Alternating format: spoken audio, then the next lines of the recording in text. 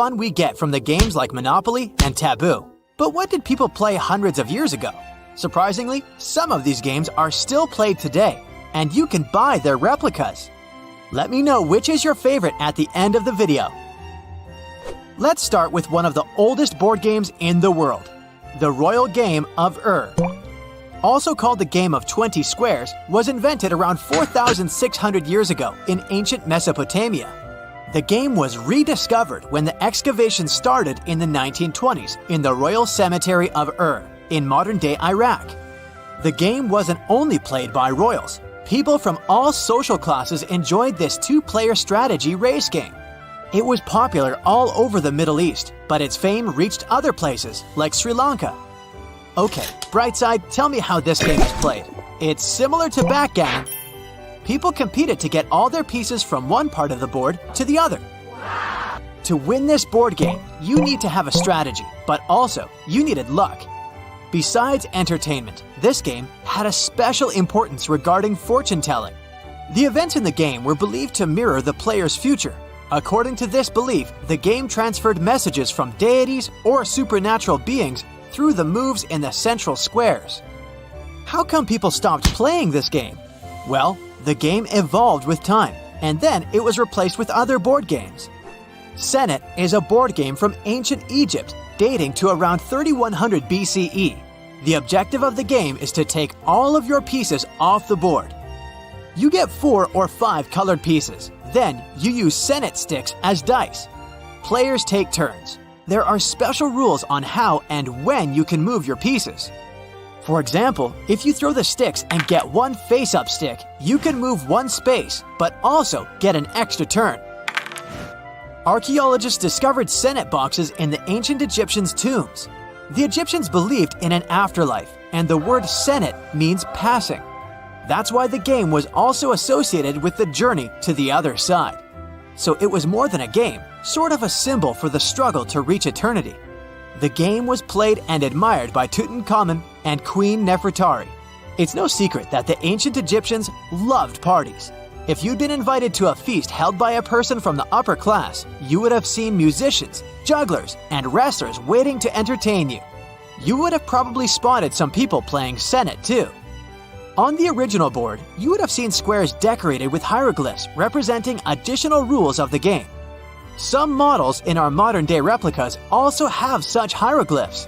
So far, we've looked at two-player games. Now, let's look at a fun four-player game. Mahjong originated in the Qing dynasty in China. But the world record for the longest game, which was set in 2012 when the game was played for 33 hours, doesn't belong to the Chinese. But the biggest Mahjong party did happen in China. 2,380 people were playing the game at the same time. In this game, the player's goal is to form melds with tiles to get points. The highest scored player will be the winner. The winner should form a mahjong. The tiles are traditionally decorated with Chinese characters, bamboo branches, and dots. There are more special tiles that have symbols like dragons and flowers on them, and they serve different purposes. The game resembles rummy, a card game. Mahjong became popular in Western countries in the 19th century, and now you can find different versions of the game all around the world and online. Moving on to India. Krita Patram is an ancient card game. Handmade round cards are made out of cloth pieces. The cards are decorated with depictions of Ramayana and Mahabharata, which are India's greatest epics. So much so that they influenced the way of thinking and the belief system in the region. The game was played in the royal courts, but later it's believed to have been played by people from other social classes too. Before the game starts, a player assembles the cards into a deck and shuffles them to randomize the order. Let's return to ancient Egypt, but this time we'll have a look at a game that can be played by up to 6 people. Mehen got its name from a serpentine deity. It was played roughly between 3100 BCE and 2300 BCE. It's a board game in the shape of a coiled snake. The snake's body is divided into small rectangular zones. And yes, it's a snake game, but not similar to the one on old Nokia phones. Egyptologists say that this game is kind of a mystery because the rules and scoring system of Mehen is unknown. What they do know is that the game was played with sphere-shaped tokens. The players started the game from the tail and headed towards the head of the serpent, which was in the middle. The players had to race to get to the center. Additional lion-shaped gaming pieces added a little spice to the competition. The players had to strategically maneuver their pawns to special formations called blockades. There were some opportunities along the way for players to speed up the process through slides and jumps. This game had something in common with Senet, the other Egyptian game we've spoken about. Here too, the players had sticks to throw on the table, but instead of two colors, they had flat and round sides. Ludus Latroncalorum, aka Latrones, is a two-player board game from the Roman Empire. The aim of the game is to test the military prowess of the players. It's played on grids. The precise rules of the game remain a mystery, though many scholars have worked on several reconstructions of Latrones. Among multiple interpretations of the rules, one explanation is widely accepted. It suggests that players moved pieces in all directions, aiming to surround and isolate the opponent's pieces with their own. Captured tokens were then moved away from the board. This game resembles chess or draughts in terms of the rules, but this one is more about military tactics. Luckily, the famous Roman poet Ovid mentioned this game in his poems, and we learned some of the rules thanks to his poems. I guess Ovid was a fan of game nights. I'd love to see what a game night looked like back then. Another strategy game from the Roman Empire is Nine Men's Morris. This long-forgotten board game was rediscovered in 2018 during excavations. It originated in 1400 BCE. In this game, rivals control their armies that consist of 9 men. Each piece represents different qualities on the grid-like playing field. If your opponent cannot form a mill or lose all their pieces but 2, then you become the winner.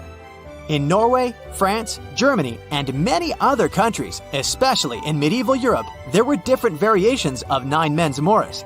Interestingly, Shakespeare mentioned it in his famous comedy, A Midsummer Night's Dream. The next game is Wari.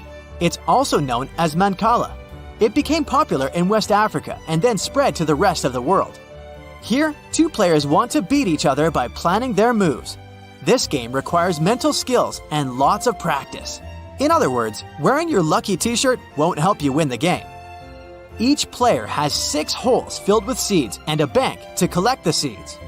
As a player, you want to get the seeds of your opponent. There are detailed rules for how you can collect the seeds, of course. You can play this game at home. Instead of seeds, you can use any small objects, like pebbles, marbles, or even M&Ms. Do you think these games will still be around 1,000 years from now? Chess, for instance, has made it this far, and it doesn't seem to be going anywhere. Unlike many other ancient Egyptian burial grounds, King Tutankhamun's tomb stayed hidden and free of unwanted thieves for 3,000 years. One reason was that the tomb was smaller than average and tucked away in a place called the Valley of the Kings. This area was already being extensively explored by the time they stumbled upon Tut's spot. The entrance was all covered in debris from building a nearby tomb, which must have also helped keep it a secret. There were also 0 writings or signs on the outside of the tomb. Time passing also played a part in keeping it in amazing shape until the 1920s, when a man named Howard Carter finally made it in. But was Carter that big of a hero? Some recent findings say he might have been sneakier than initially thought. People used to think Carter wasn't just a glorified treasure hunter, he was a true archaeologist. Before Tut, he had been on a relentless quest for Egyptian artifacts. He discovered his interest in these unusual objects when he was a child, and soon started drawing the sculptures and inscriptions that were found in ancient tombs. After stumbling upon the remains of King Tut, Carter spent a decade recording and processing all sorts of objects, like golden thrones, chariots, and statues from Tut's tomb, shipping them down the Nile to Egypt's museum in Cairo. Well, at least that was the official story. More recent discoveries claim that not all of the objects made it to Egyptian officials. A secret letter seems to uncover Carter's little 10 for them, 1 for me policy. The letter in question was sent to Sir Alan Gardiner, a philologist and friend of Carter's, dated from 1922. In these writings, Carter mentioned having found the tomb and was asking his buddy for some advice. In another letter from 1934, Gardner seems to be thanking Carter for an amulet, which was sent to him as a thank you gift. Carter was adamant that it didn't come from Tut's tomb, but evidently it did. Even the British director of the Egyptian Museum was onto Carter's sneaky endeavors, but couldn't prove it. He compared Gardner's amulet to others from Tut's tomb, and lo and behold, they were a perfect match. Gardner was so disappointed to have been put in such a sticky situation that he vented to Carter in another letter. Deciding to be a good friend, Gardner didn't throw the famous archaeologist under the bus. Instead, he advised Carter to take those stolen goods back to Cairo, just like he'd advise you to like this video and subscribe to the Brightside channel for more amazing videos on the most unique topics in history. It's not the only shady piece of information on Carter's post-discovery behavior. In 1947, a man named Alfred Lucas, who used to work with a controversial archaeologist, gave some information in an obscure journal in Cairo. He claimed that Carter sneakily cracked open the burial chamber door himself. Then he sealed it back up like nothing had happened before the official uncovering. Now, why would he do that? Well, the same theory suggests that Carter and his crew might have entered the tomb early so they could get their hands on some ancient goodies. Obviously, these people couldn't risk having such objects sold while they were still alive, but made sure they were auctioned off after they passed. Carter, though, never confessed to anything. He made no official denial either, but the Egyptian government couldn't risk any more mysterious disappearances, so they prohibited him from entering the tomb for a while. Some have connected this apparent stealing to the curse of King Tut. If you've never heard of it, know that it became quite the scary tale soon after King Tutankhamun's resting place was uncovered. It claimed that anyone messing with the tomb of the boy pharaoh would face some serious bad luck. It's not all dramatic like a mummy going on an aggressive spree, but word got out that the people involved in disturbing King Tut's lair met some mysterious, untimely ends. The main untimely passing related to this supposed curse is that of George Herbert, the 5th Earl of Carnarvon. He was this British aristocrat who helped fund the search for the tomb. He passed away just a year after the tomb was opened. Now, people love to call it mysterious, but it turns out that Herbert was already in pretty bad shape health-wise when he got to Cairo, and he ended up getting taken down by a regular disease. Now, let's talk numbers. There were a lot of people linked to this tomb opening: security guards, archaeologists, and supporting staff. And sure, a few of them did pass not long after the tomb started receiving visitors. As much as we'd like this curse to be true for the sake of, good storytelling, statistically, if you have a bunch of people connected to opening a tomb, you'd expect some passings just by random chance. The average lifespan for those supposedly targeted by the ancient curse was more than 20 years after the spell was supposed to kick in. Herbert's daughter even lived until the 1980s, that's half a century later. And Howard Carter himself lived until 1935, a solid 16 years after the big reveal. Some have suggested that the whole curse was nothing more than a careful PR strategy. You see, when Tut's tomb was found, Howard Carter wanted to make a priority out of keeping nosy reporters away, so he might have come up with a curse hanging over anyone entering the boy king's resting place. But what was stolen from King Tut's tomb anyway? Well, some jewelry to begin with. It might have been snatched by Howard Carter himself, according to a French specialist. He did some intensive research by looking at old pictures taken from inside the tomb back in the 1920s. He compared those images to various objects from museums and auction houses.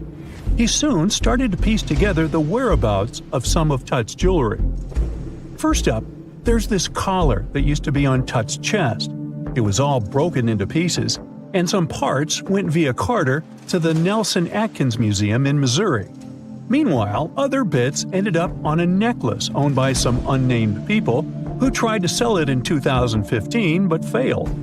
Even the Nelson Atkins Museum agrees, as they've confirmed the information on their website. Then there's a headdress piece. Some beads from it that once belonged to Tut apparently got stolen by Carter too. They were also strung into a necklace and are now being held at the St. Louis Art Museum. Another fancy collar made out of glazed ceramic magic spent some time at the Met, far away in New York. Thankfully, it was sent back to Egypt a bit over a decade ago. This seems to have been, as you'd expect by now, also stolen by Carter. Missing artifacts aside, King Tut still gave a ton of amazing objects that helped us learn more about this incredible ancient culture.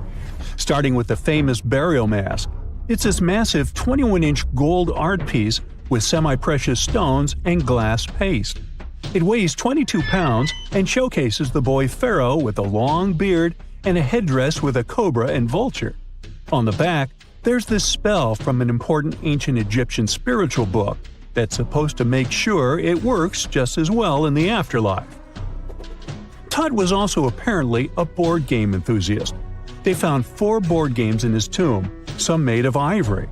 Archaeologists also found a pair of gold sandals, though you'd imagine they were more for show than for comfort. In fact, the pharaoh probably never wore them in his lifetime. Now, speaking of fashion items, it turns out Tut was quite the fancy ruler. They even found a mannequin in his tomb that was used to pick out, adjust, and store his outfits and jewelry. The boy king seemed to have also enjoyed some music, based on the 2 trumpets historians found in his tomb. Though they were played back in 1935 in a BBC broadcast, the instruments are today considered too fragile to be maneuvered.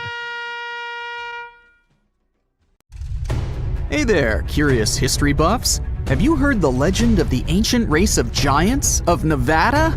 Yes, I'm talking about actual giants that allegedly lived thousands of years ago. Now I know what you're thinking. Giants, really?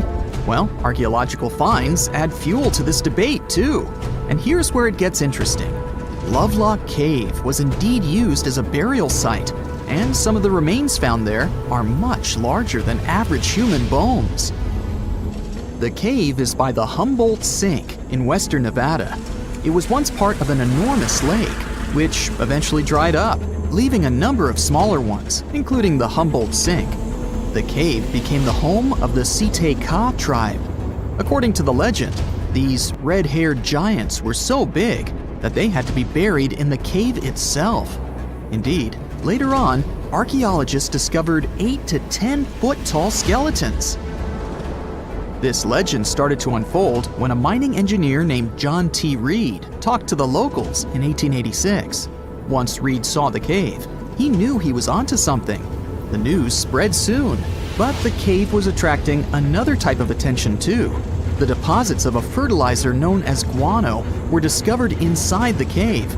So a mining company began excavating the precious resource in 1911 and soon shipped more than 250 tons of the fertilizer to San Francisco. Unfortunately, some of the human remains and artifacts were neglected and lost in the mining process. This led to an official excavation in 1912 and 1924. After the top layer of guano had been mined, strange objects started to surface. Around the area, the earliest evidence of human habitation dates back about 4,000 years.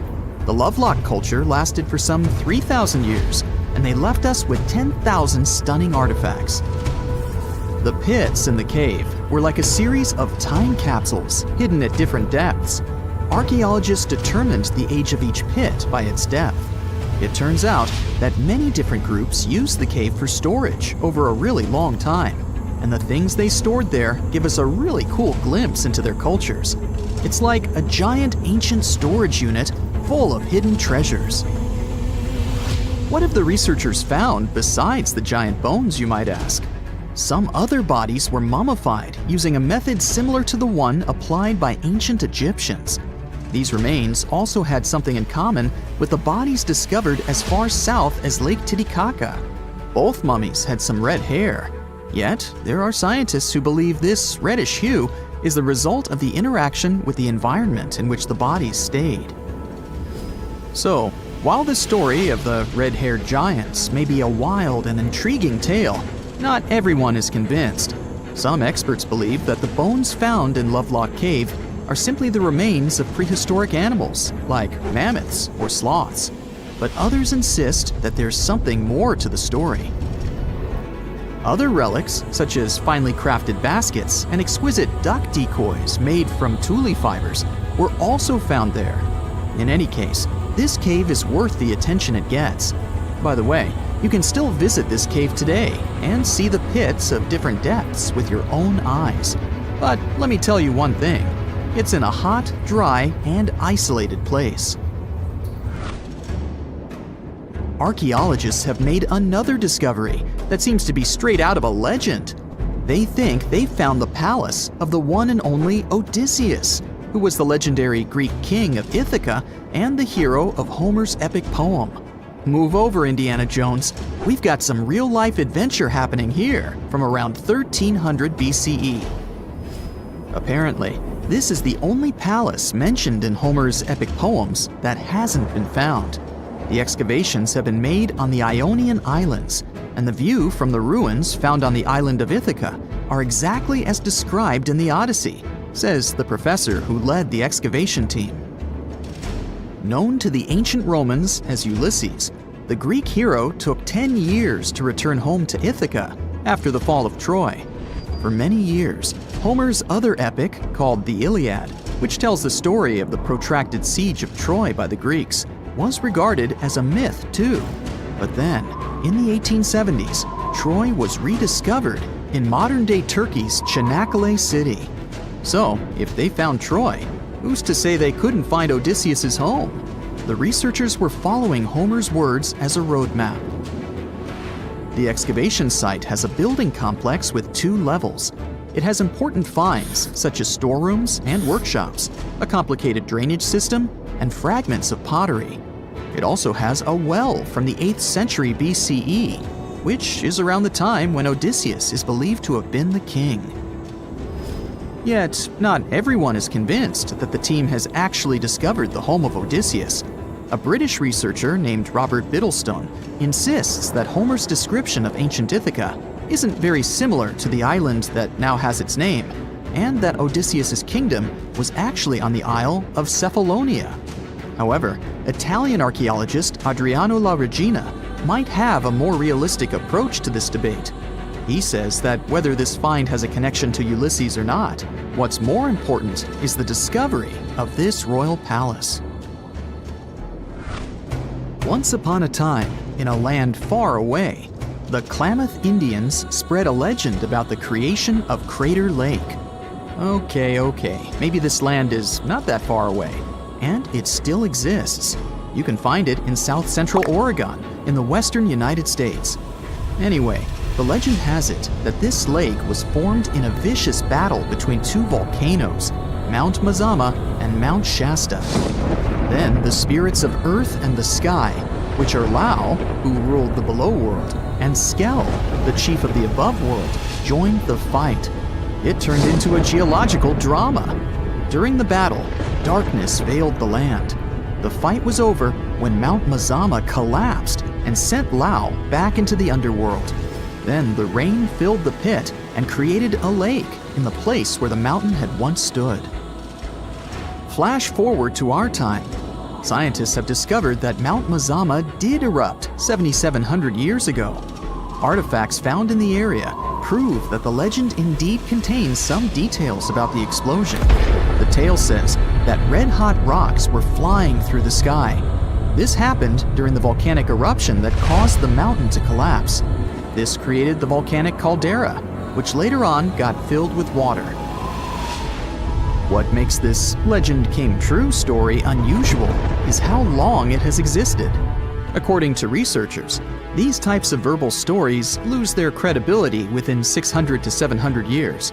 That's why the legend about the creation of Crater Lake is so unique. So many generations, for hundreds of years, have been accurately passing down the information. This volcanic crater lake is now in a national park. It's famous for its deep blue color. The water in it is extremely clear. If you visit it today, the water you'll see won't be the same as for someone who will visit the place 250 years later. Because there are no rivers flowing into or out of the lake, the existing water evaporates and the lake gets filled again by rain and snowfall. Basically, every 250 years, the water is replaced.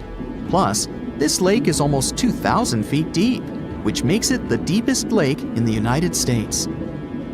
Swimming is okay in the lake, but there's only one legal and safe trail to get to the shore.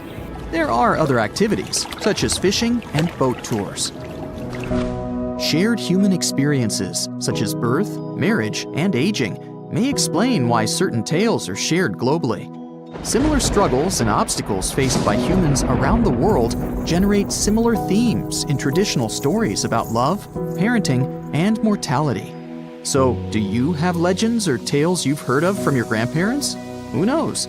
Maybe your ancestors too witnessed a cool historical event. Tunnels, metro, underground systems, and even secret passageways to the houses of the rich and famous.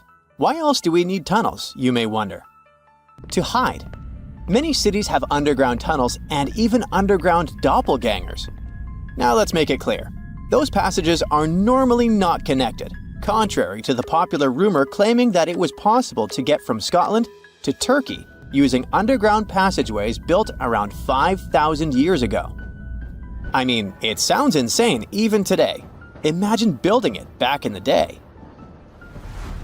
These tunnels have an official name, the Erdstall Tunnels, and they were most likely built in the Middle Ages. However, we still don't have the exact information about the date. The highest concentration of those tunnels are in Bavaria, Germany, but there are many of them in Great Britain and France too. Erdstall tunnels, a unique type of earthen passage found globally, are characterized by their narrow, oval-shaped corridors and tight choke points, known as schlups, or slip-outs. Despite speculation, their purpose remains a mystery. However, some of those tunnels have fireplaces and even vents, which might mean those were used primarily for shelter. Dating back to the Middle Ages, possibly as early as the 12th century, Erdstall tunnels lack archaeological signs and historical records, so it's not a surprise that there are many rumors about their use. Some scientists are sure those were storage spaces, though their narrowness makes this impractical. Another idea is that they provided hiding spots for farmers during tribal raids. However, their single entry point raises doubts about their effectiveness in evading threats. Now, if you're feeling like Indiana Jones and want to venture into those tunnels, you're in luck. A few structures, like the Erdstall Radkobluken in Austria, welcome visitors to explore these enigmatic structures. Most of them are closed to the public eye, though. The origins of Erdstall tunnels remain largely unknown, just like their real functions. And if you think, hey, it's the 21st century here, we can study pretty much everything, well, you're wrong. What makes these tunnels hard to study are the tight confines. Traditional surveying methods often prove inadequate in such spaces. To solve this problem, scientists use a handheld device that integrates an RGB camera, a gyroscope, and high-resolution depth sensors, allowing them to capture intricate details of the tunnels. They also use modern techniques like 3D surveying in hopes of uncovering the true origins and purposes of those tunnels. One hypothesis even suggests they may have been poorly conceived dwellings, abandoned when their inadequacies became apparent. Still, not everyone quite agrees with this idea. Other theories suggest they served spiritual purposes, while the most intriguing idea speculates that those tunnels may be remnants of extraterrestrial civilizations. Experts believe they may have been used for practical matters, such as granaries or hiding spots from looters. As we don't have exact info on who built it and when, it may be pretty much anyone, even a sloth. Nope, I'm not a lunatic. Sloths can build giant tunnels. Check this out. In 2009, a farmer in southern Brazil was driving his tractor through a cornfield when it suddenly sank into the ground. He quickly discovered he had broken through the top of an underground tunnel. When researchers came to investigate, they found a tunnel around 6.5 feet high and the same 6.5 feet wide, extending about 50 feet long right beneath the farmer's house. When they looked closer, they instantly saw deep claw marks on the walls. That was the proof the tunnel wasn't human-made. So that thing the farmer uncovered was a megafauna paleoburrow, a prehistoric tunnel dug by ancient creatures like giant ground sloths or giant armadillos from over 10,000 years ago. I know, it's hard to imagine those beasts, but let me help you. Take a hamster. Now, increase it to the size of an elephant. Don't forget, this 13-foot tall hamster could also walk on two legs.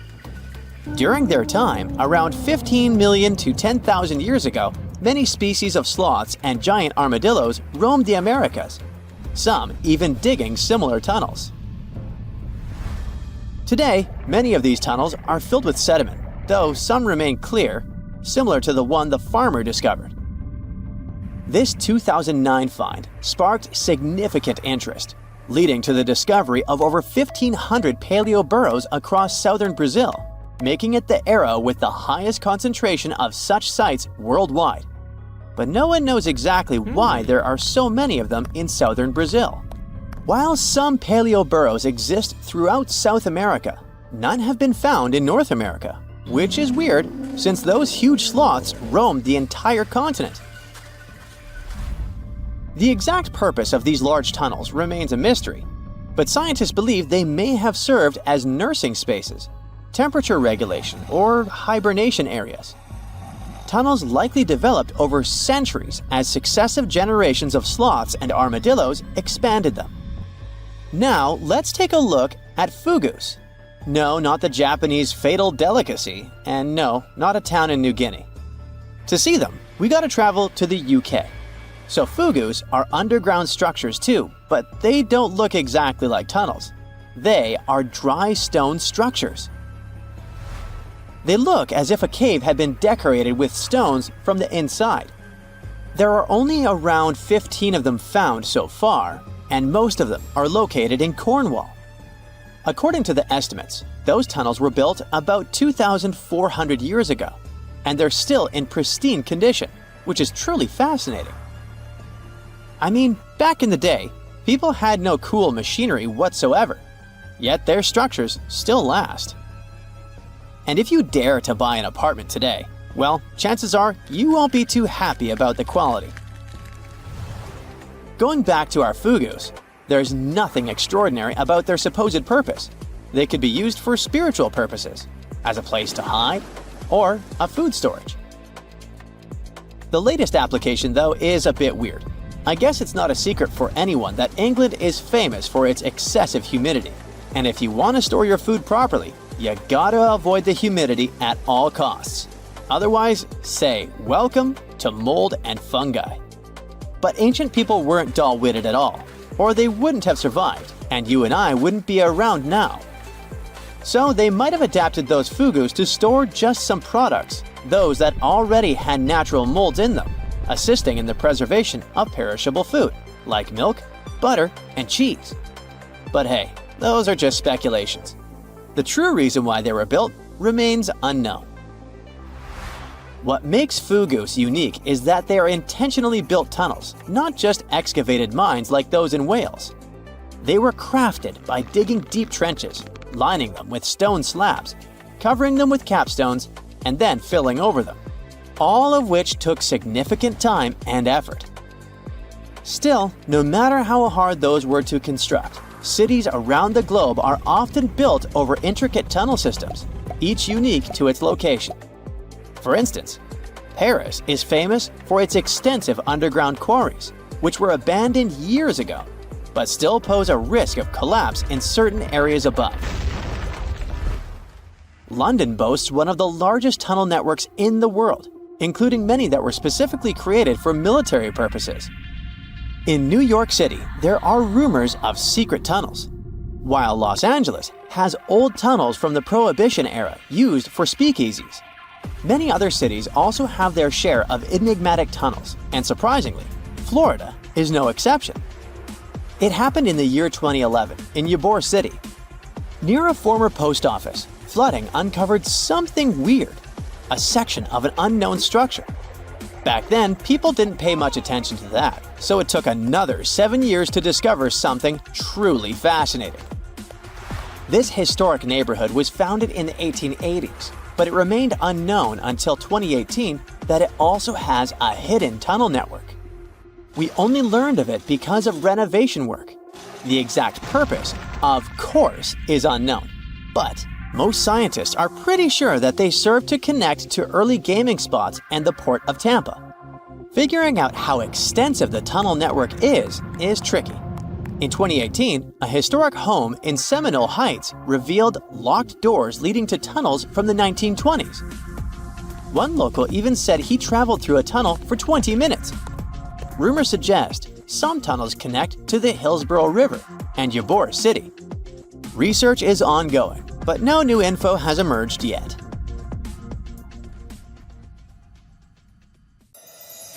So looky here, scientists discovered ancient artifacts near King Tut's tomb. Turns out, his VIP final resting place looks more like a public graveyard with about a dozen wooden coffins that's been there for around 3,600 years. Now, okay, I might have exaggerated a tad. The 11 tombs weren't exactly right next to King Tut, but they were close, near the same city of Luxor. New findings in Egyptian tombs can help us piece together what life was like in ancient Egypt. And guess what? Ancient Egyptians seem to have been remarkably like us, modern humans. Say, the women have always loved jewelry, and archaeologists retrieved a beautifully made necklace with 30 amethyst beads and 2 agate beads, plus a hippo head amulet. Bet it was all the rage back then.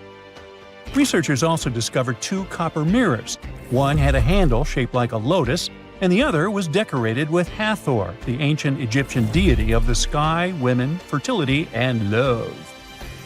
These recent excavations near Tutankhamun's burial site led to another jaw-dropping revelation. For the first time in thousands of years, fragments of Queen Hatshepsut's Valley Temple were uncovered. This fearless woman was thought to be the second female pharaoh, who ruled with both courage and wisdom, leaving a legacy as solid as the stones themselves. Her temple, hidden for ages, opens a window into a time filled with power, intrigue, and spiritual devotion. Archaeologists found over 1,000 beautifully decorated stone blocks on the outskirts of Hatshepsut's funerary temple. There were very few women who managed to take the throne in ancient Egypt. Another tomb was found nearby, and it belonged to the overseer of Queen Teti Sheri's palace, whose name was Jehuti-Mez. Queen Hatshepsut seems to have even more tombs, aces up her sleeve. These tombs were carved into the rock instead of being built as pyramids, showing a unique ancient perspective on how to protect the soul in the afterlife. Experts managed to retrieve some cool ancient pieces from the site. Toys made of clay, mummy masks, winged scarabs, and some amulets. Sadly, there surely used to be way more artifacts, but over the last centuries, there have been people other than archaeologists to stumble upon this site. It's likely that looters got to these tombs before them and may have taken some valuable items. But they did leave behind some cool stuff for the researchers, like pottery used for offerings of bread and meat, along with archers' bows that connect the tomb's owners to the Egyptian military.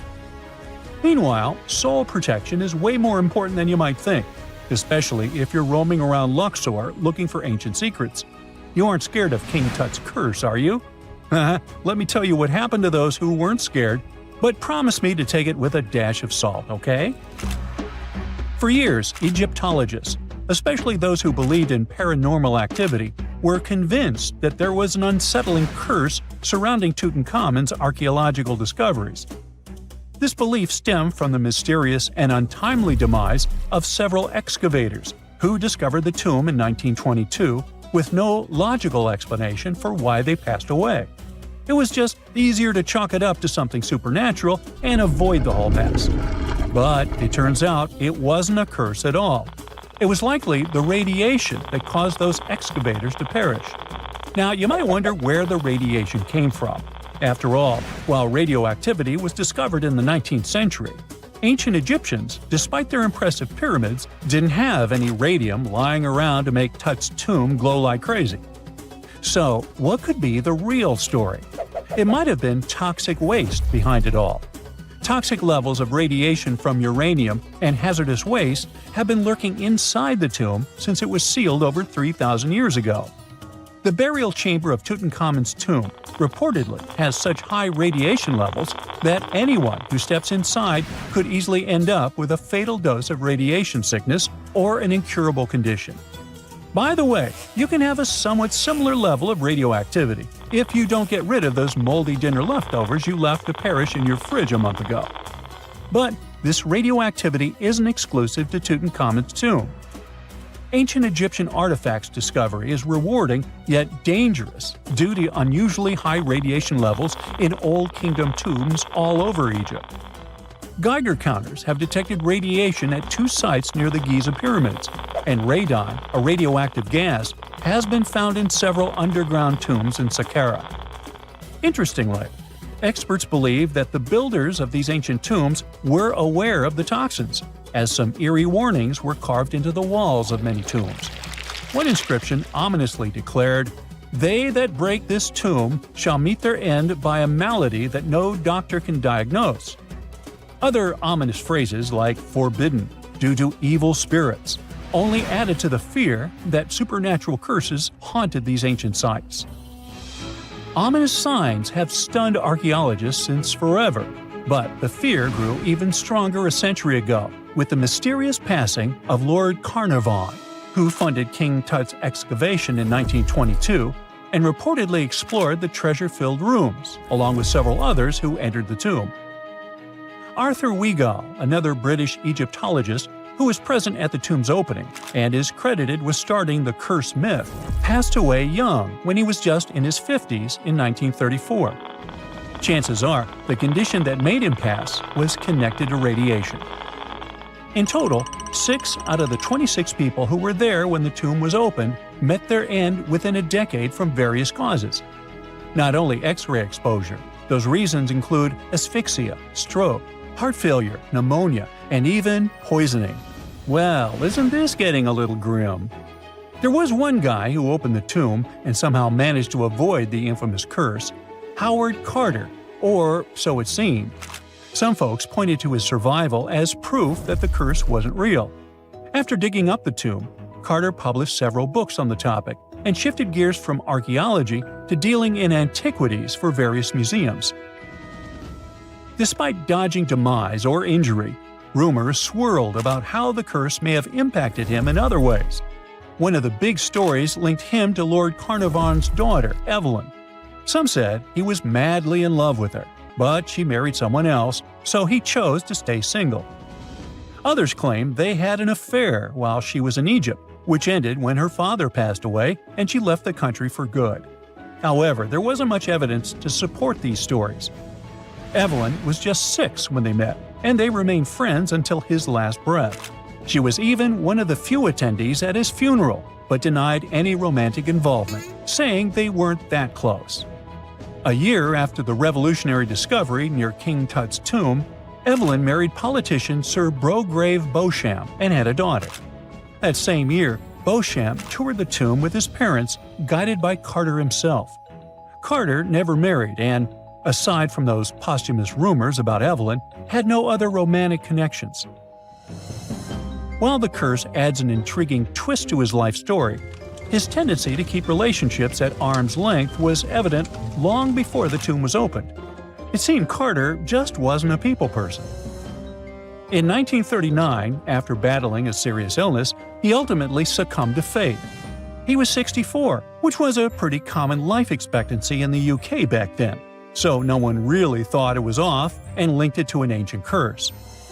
When he passed, it turned out he had several artifacts from Tutankhamun's tomb in his London apartment, which were eventually sent back to Egypt, marking what some viewed as the curse's end. Who knows? Maybe if he hadn't had all those ancient souvenirs at his place, he would have lived way longer. But all the other demises might seem off. The curse theory was likely fueled by some strange events during the excavation. Carnarvon got a mosquito bite that became severely infected, and around the time they opened the tomb, Cairo experienced a bizarre power outage and a freak sandstorm. Back in England, The Earl's dog, Susie, managed to escape from Carnarvon's house and began barking frantically at seemingly nothing. At least that's what the staff and family saw. Strangely enough, at the very moment her owner's heart stopped, Susie started howling and fell down without showing any signs of life. Maybe radiation didn't play a crucial role after all, and those were indeed ancient artifacts from King Tut's tomb that made them all perish. Spooky, huh? Egyptian archaeologists made an extraordinary discovery near Cairo just recently. Drumroll, please. The most ancient and most complete mummy yet discovered in the country. Yes, they were keeping it under wraps. The 4,300-year-old mummy was found in a group of tombs close to the step pyramid of Djoser, dating back to the Egyptian Old Kingdom. It was covered in layers of gold. The team also found several other tombs, including one belonging to an ancient Egyptian official and another belonging to a secret keeper who had the power to perform special ceremonies. Another interesting tomb was that of a writer, which featured the largest statues ever found in the area. This vast burial site is also home to more than a dozen pyramids and resting grounds. Probably one of the most famous mummies in the world is that of Hatshepsut. She ruled Egypt like a boss for around 20 years, building all sorts of impressive buildings and creating new trade routes. But when archaeologist Howard Carter found her tomb in the Valley of the Kings, her sarcophagus was empty. However, Carter did find two coffins in another tomb, one of which belonged to Hatshepsut's wet nurse and the other to an unknown woman. In 2006, a team of specialists decided to investigate whether that mysterious lady was the queen herself. They found a molar tooth in a wooden box with Hatshepsut's name on it, and when they compared it to a gap in the mummy's mouth, it was a perfect match. Ramses II was a pretty impressive ruler, but it was his mummy that eventually made history. Now, we don't hear too much about his daddy. Okay, I'll stop. Ramses is considered to be the most powerful pharaoh in all of Egypt, as he reigned for a whopping 6 decades. He also lived to be over 90 years old. Now that's pretty amazing, considering the time he lived in. Ramses II supposedly had over 100 offspring too. Talk about a big family. When he passed away, his body was originally buried in the Valley of the Kings, but some sneaky guys tried to rob his tomb of all his treasures. Officials back in the day weren't having any of that though, so they moved his body to a secret location to keep it safe. Fast forward to the 1800s, and Ramses II's mummy was discovered along with a bunch of other rulers and important officials. But it wasn't in the best condition, so archaeologists flew it to Paris to get it, pampered. Problem was, he couldn't just be transported into another country. The only solution available was to give Ramses II his own passport. His occupation was listed as king, and the document even featured his photo. Most mummies aren't necessarily known for having the most hydrated skin. But that of an ancient woman, also known as Lady Di, proves otherwise. No, not that Lady Di. This wealthy lady from ancient times was discovered in an ornate tomb in 1971, and she looked fabulous, if we can say so about a mummy. Thanks to the special conditions in her tomb, like the moisture in the environment and the lack of oxygen, her body was almost perfectly preserved. Her skin was soft, her hair was on point, and she was still flexible. The museum that now proudly displays her mummy also shows a ton of fancy items that were buried with her, like dinnerware and musical instruments. Archaeologists investigated the mummy further and discovered that she passed away from a heart attack at around 50 years old. Even though it hasn't been around for over 2,000 years, Lady Di is still making history. The mummy of Otzi the Iceman was discovered in the Alps in 1991. Austrian authorities initially thought he was a modern mountaineer because he was so well preserved. Turns out, he was actually from the Copper Age. He was found in a mountain pass over 10,000 feet above sea level. Through studying his mummy, we've learned so much about life in Copper Age Europe. For example, we know that he was a native of Central Europe and enjoyed eating meat. He also suffered from arthritis, narrowing arteries, and intestinal problems. But he likely used acupuncture and medicinal herbs to treat these conditions. And apparently, he was pretty handy with tools. He sharpened them just days before his untimely demise. Who knows if he was expecting trouble or just getting ready for some routine work. Now, King Tut and his story is most likely the one that made all mummies famous. This pharaoh passed away at the young age of 19, more than 3,000 years ago, but his mummy is still one of the most well-known in the world. When his tomb was opened in 1922, people went wild because it was still intact, unlike many other royal tombs. It had some seriously blinged-out coffins, including one made of solid gold. Not only did Tut's tomb give us a glimpse into ancient Egyptian history, but his mummy also taught us a lot about the time he lived in. DNA analysis helped identify his parents and revealed that the pharaoh had a rare bone disorder that might have made walking a bit tough. Now, Ginger is most likely one of the coolest mummies you'll ever hear about. He's like a time traveler from 5,000 years ago who's still looking fly with his golden hair and perfectly preserved nails. Ginger was discovered in Egypt and is believed to be the earliest known mummified body. Before people even knew about mummification, they used to place bodies in shallow graves in the hot, dry sand. And since the sand absorbed all the water, bacteria couldn't reproduce and the body was preserved naturally. Now, scientists are not sure if Ginger's preservation was intentional or not, but since he was buried with some pottery vessels, it's likely that whoever buried him knew some serious preservation techniques. If you want to meet Ginger in person, he's currently chilling at the British Museum. One Dutch art collector bought a statue from Asia and ended up finding a weird discovery. The statue contained a mummy hidden inside.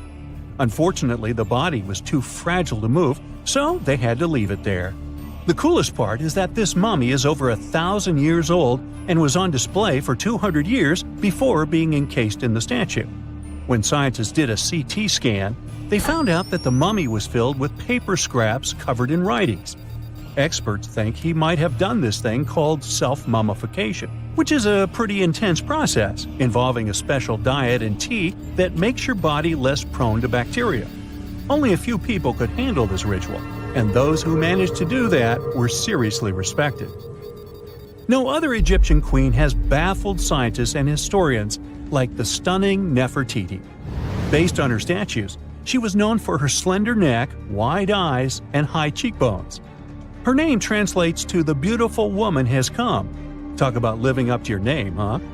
Even though she wasn't a pharaoh herself, Nefertiti still managed to leave a lasting impression. Written records suggest that, as a wife and queen, she held an incredibly influential role. Because of her power, she was indeed admired, but she also managed to make quite a lot of enemies throughout her life. She was also related to King Tut, but not biologically. Rather, she was his stepmother. So far, locals have yet to identify her mummy, but that may soon change. A local Egyptologist who has been busy excavating tombs in the Valley of the Kings has found two mummies that he believes could be Nefertiti and her daughter. According to specialists, we may soon finally get a definitive answer about the identity of these two mummies. And if one of them does turn out to be Nefertiti, we could be in for a real treat. DNA analysis and CT scans of the mummy could give us the most complete and accurate image of the queen that we've ever seen. It's crazy to think that we've only scratched the surface of what lies beneath modern-day Egypt. Nefertiti ruled during a time of great power and prosperity in Egypt, but unfortunately passed away in a period of social turmoil, leading to her gravesite being lost. Now, where's my mummy? Hey, how do you feel about taking a trip back in time?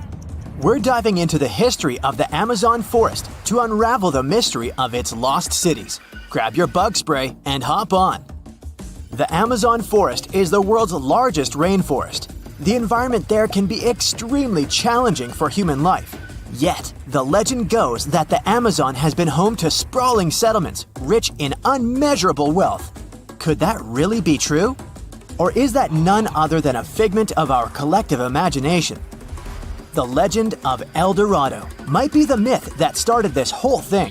As European explorers began their excavations in American lands back in the 1500s, word got out of an Amazonian civilization that used to paint their leader in gold as an offering to higher powers.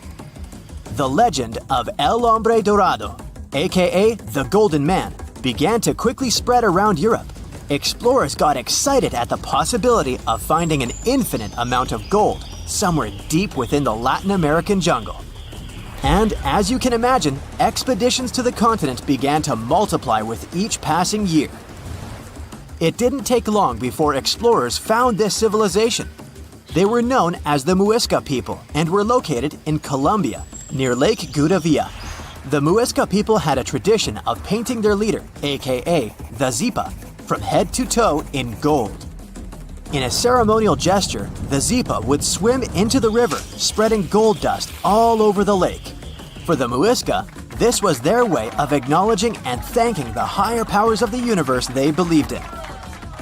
When European explorers heard and witnessed this practice, they were amazed. For them, gold was used solely for commercial purposes as their main currency for trade. This made them think that the Muisca people must have stacks and stacks of gold hidden somewhere in the jungle for them to use it so abundantly. Well, that's how the legend of El Dorado was born. What was once the practice of El Hombre Dorado traveled on word of mouth until it became El Dorado, a fictional city that was most likely to hide piles of gold. The hunt for this city led Europeans to spend large amounts of money to scour the Amazon forest. Unfortunately, all of their expeditions came back empty-handed.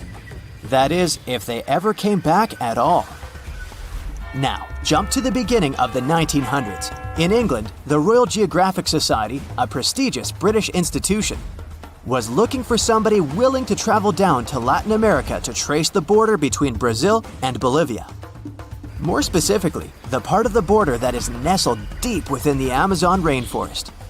One Sir Percy Fawcett was a Latin American aficionado, and he gladly volunteered to do the job. Oh, it's important to note that the Amazon forest is virtually the size of the continental USA. It sprawls across 8 countries, including Brazil, Peru, and Bolivia. And trust me, getting around is no easy feat. The jungle is covered in dense vegetation, and in addition to that, it's home to insane predators such as anaconda snakes, panthers, crocodiles, piranhas, and so on. But despite all that, Fawcett was very successful in his mapping adventure and seemed to be wanting to come back more. Back in England, Fawcett would scour diaries from other explorers hoping to learn more about the ancient Amazonian civilizations.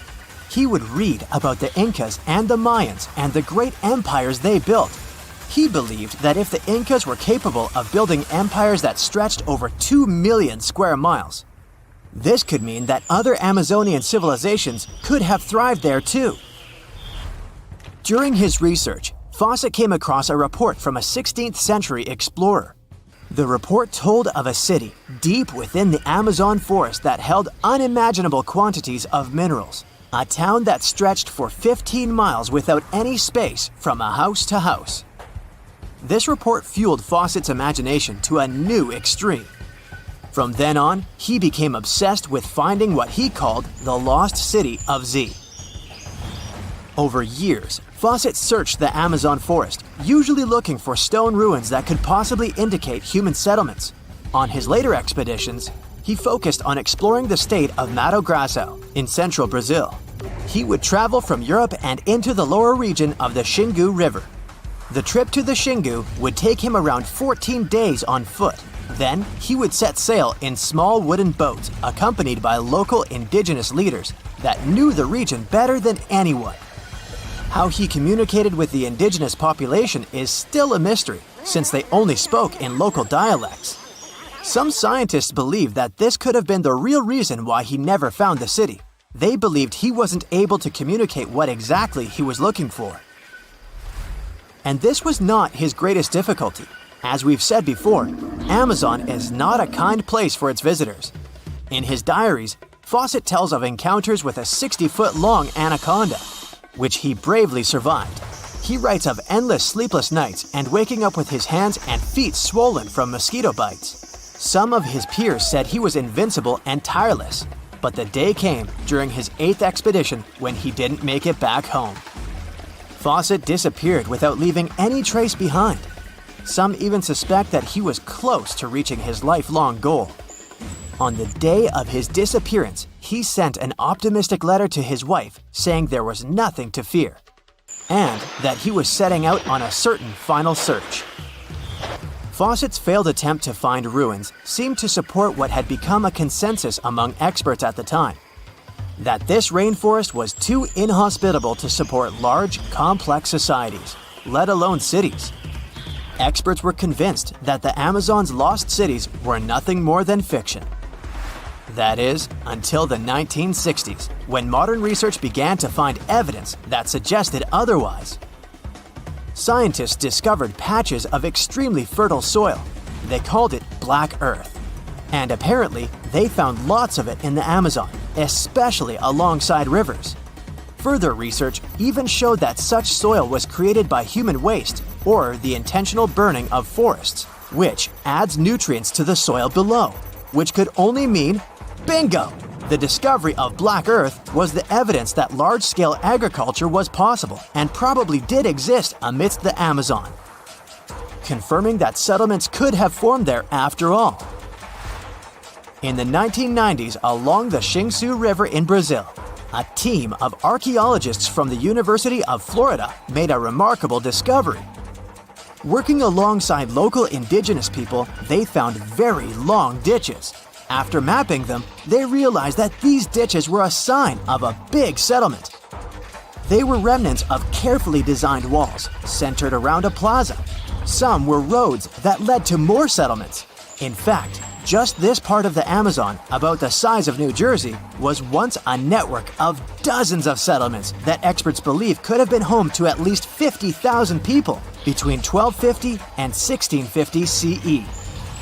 Other discoveries were possible thanks to LiDAR imaging, a type of technology that allows researchers to take satellite pictures of the forest's ground without having to step inside of it. A network of trenches in Acre, Brazil, dates back to 200 to 1200 CE. These suggest settlements that could have supported 60,000 people. Other images from near the Xingu River suggest cities that could have housed about 50 million people. These were the lost cities of the Amazon. Believe it or not, these images suggest that Fawcett was very close to a major discovery. He was looking for the ruins in the right place, but he was looking for the wrong thing. Unlike cities such as Cusco, which used stone as their primary material, Amazonian settlements used wood and earth to build their cities. These materials are highly deteriorating and probably decomposed over time. Finding them required a bit more technology than what Fawcett had available at his time. You're walking down the street. You see a strange-looking antique shop called Ageless Trinkets of Mr. Bright. You're curious, so you enter there. You take a look at all the weird stuff. Suddenly, an old folded parchment paper catches your attention. It's a world map, but something's off with it. Instead of showing the countries as you know them, it shows the locations of 4 mythical lost worlds and civilizations. Mr. Bright, the shop owner, comes next to you after realizing your shock. This map won't let you find these places or anything, but I can explain to you the legends behind them if you want, he says. Let me begin with Atlantis. You might know it as Aquaman's underwater kingdom, but Atlantis, the fictional island, was actually first introduced in 2 of Plato's works. According to him, Atlantis was a highly advanced civilization that existed about 9,000 years before his own time, and its story had been passed down by poets, authors, and others. He wrote about Atlantis and its citizens to give a moral lesson and to teach about the dangers of arrogance, as well as the eventual downfall of those who are after too much power. In his dialogues, Plato stated that Atlantis was a great and powerful empire that was respected in all parts of the world. It was founded by beings who were half deities and half human, and became a great naval power after a while. Being an island filled with gold, silver, and other precious metals certainly helped their case. But besides that, it was also known for its breathtaking architecture and state-of-the-art technology, as well as its countless rare and exotic wild animals. Atlanteans were proud of their great achievements and the perfection of their civilization, but their excessive pride was going to bring their downfall. They believed they were so superior that they could gain control over any nation. This led them to launch a series of invasions. They conquered many of the Mediterranean lands, but when it was time to enter Athens, Athenians pushed back with an extraordinary force, so the Atlanteans were finally defeated. Plato stated that deities then got angry at Atlanteans because of how wicked, greedy, and immoral they became. So they punished them by sending earthquakes, which caused Atlantis to sink beneath the sea. Although the earliest written records of Atlantis were Plato's works, some people still believed his story to be based on truth and tried to identify the island of Atlantis with actual countries.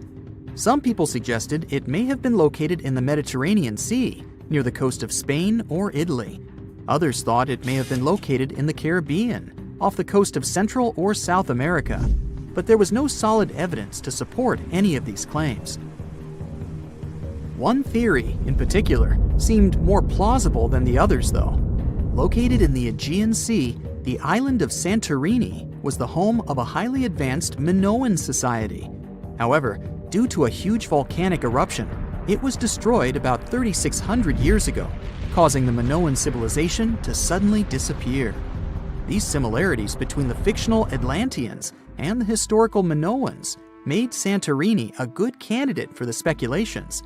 Yet again, there were still major flaws with it, such as how the time when Plato said Atlantis was destroyed doesn't coincide with the time of Santorini's eruption. So Atlantis still continues to be regarded as nothing more than a popular legend in the scientific world. Now, let's move toward the northeast direction on the map, Mr. Bright says. According to Celtic Breton mythology, there once was a magnificent city called Ys, also known as Caris, that towered over Douarnenez Bay in France's Brittany region. It was the most wealthy city in the entire Atlantic. It was especially famous for its beautiful gardens and buildings, and its citizens were all living comfortably and happily there. Dahut, who was King Bradlon's daughter in Breton legends and literature, had a deep love for the sea. She begged her father to build a city at the edge of the sea, and that is how the city of Ys was established. Little did she know that she would be the one responsible for the destruction of her father's beloved gift. You see, since the city was surrounded by the sea, it needed to be protected by a dike equipped with floodgates, and these gates could only be opened at low tide. And the only one who had the keys to these gates was the king himself. One day, a handsome red knight arrived at the city, but couldn't pass the gates. Dahut was so taken by him that she wanted to let him in. She knew that her father was the keeper of the only key to the city, so she sneaked into his room and stole it from him. Then she gave it to the Red Knight so that he could enter the city and they could be together. However, the Red Knight turned out to be the Prince of Darkness, and he intentionally left the gate open to the raging sea. The waves soon swallowed all of Ys. King Gradlon was able to escape on his magical horse, but Dahut couldn't. She turned into an evil mermaid who lured sailors into the sea. Today, if you go to Quimper, a city in Brittany, northwest France, you can find the statue of King Gradlon riding on his horse. Although the city of Ys is a legend, Brittany coast locals believe that on the days when the waters are calm, you can still hear the tolls of the city bells deep under the sea, if you listen carefully. Mr. Bright then points at the Indian Ocean on the map and says, "Now, have you heard about Lemuria?" Back in the mid-1800s, a few scientists suggested that there was once a continent that existed in the Indian Ocean, somewhere close to the south of modern-day Sri Lanka.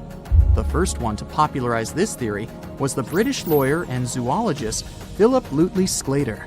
In his paper, The Mammals of Madagascar, he stated that he found lemur fossils in India, and not in Africa. However, This discovery was extremely shocking to him because of the fact that lemurs' original homeland, Madagascar, is much closer to Africa. He proposed that this was possible only if some larger continent connected the two once. He stated that this continent must have eventually sunk to the ocean floor. He then named it Lemuria, and hence the theory was born. People who came after Sclater took his theory a step further and thought that Lemuria was also the home of an extinct race of humans called Lemurians, who had 4 arms and enormous bodies, and were also the ancestors of modern-day humans, as well as lemurs.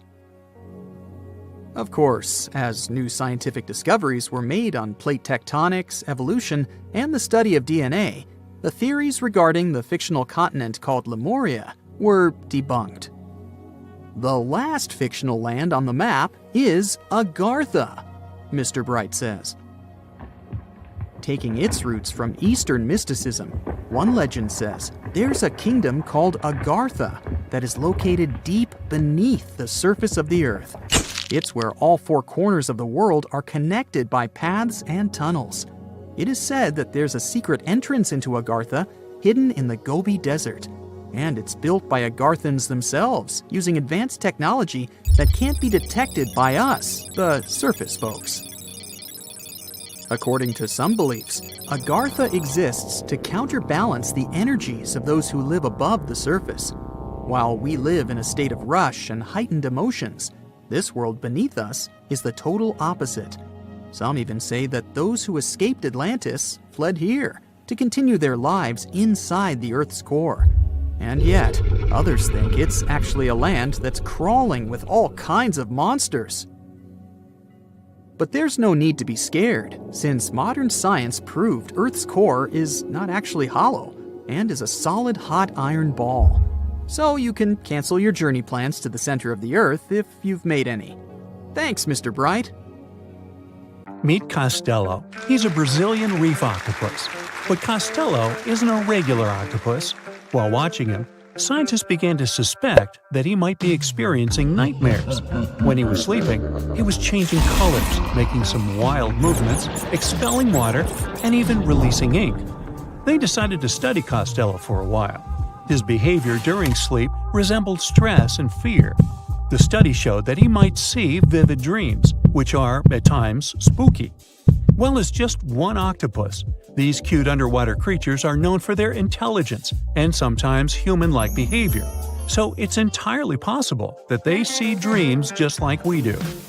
In Costello's case, he might be haunted by memories of tough times off the coast of the Florida Keys. Poor Costello has a rough past. He lost a tentacle to a predator before captivity, so maybe that's what he sees in his dreams. If proven true, this discovery could reshape how we perceive intelligence and awareness in both animals and humans. Well, it turns out plants can talk. Well, kind of. Scientists found out that plants actually make ultrasonic clicks when they're stressed. Imagine tomatoes and tobacco plants in a jam. They're making sounds like popping bubble wrap, but way too high for us to hear. These are called ultrasonic signals, and they might be their way of indicating stress. That would mean that plants can communicate with each other, and stressed plants prefer to be drama queens and let everybody know about their troubles. They make around 30 to 50 pops and clicks per hour. Calm and healthy plants don't do nearly as much.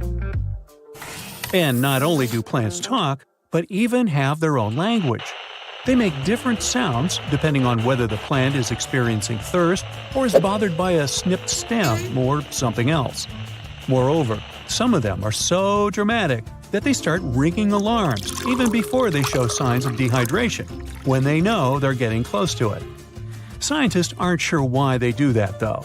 They believe that it might involve cavitation, a term that means air bubbles dancing in the plant's plumbing. Plants that sing these symphonies include corn, wheat, grapes, and even cacti. That is quite a big discovery in agriculture. We could use it to check if our crops are thirsty and stuff like that. So now we'll be eavesdropping on plants and deciphering their secret language.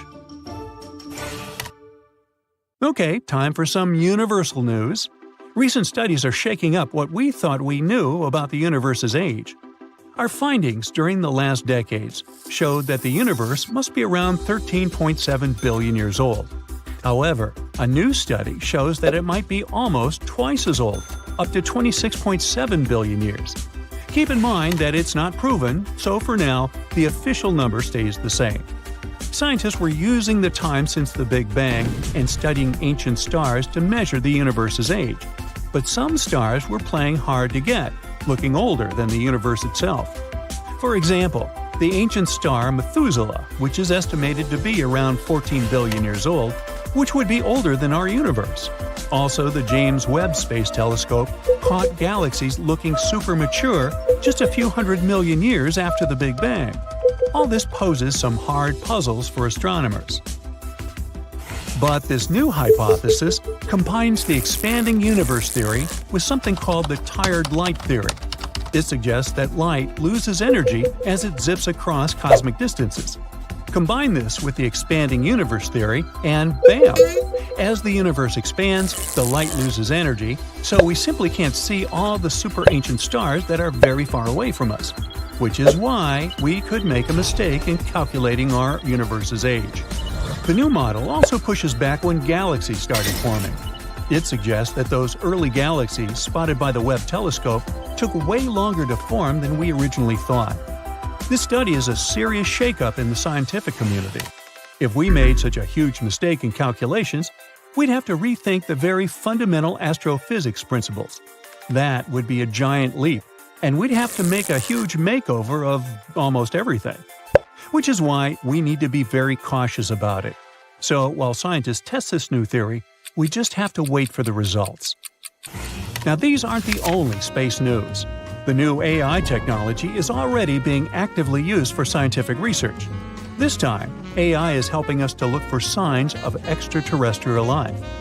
Researchers in SETI created machine learning algorithms that would help us sift through the cosmic noise faster and more efficiently.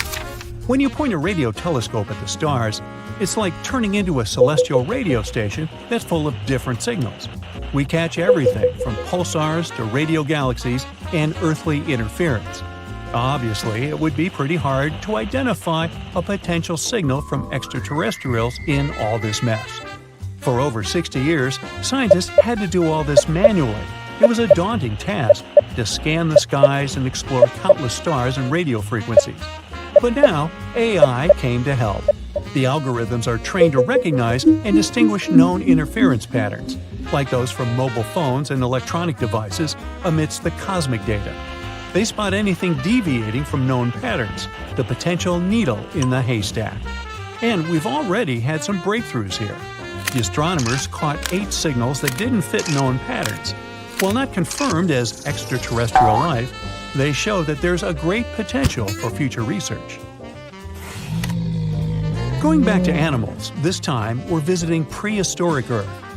Imagine turtles so massive they make today's turtles look like tiny toys. Recently, scientists stumbled upon the fossilized remains of one of these giants. It's a sea-dwelling titan that cruised the European waters about 80 to 70 million years ago. The discovery was accidental. A hiker in northern Spain stumbled upon fragments of this creature near the Pyrenees Mountains. This turtle was roughly the size of a rhino, around 30 feet in length.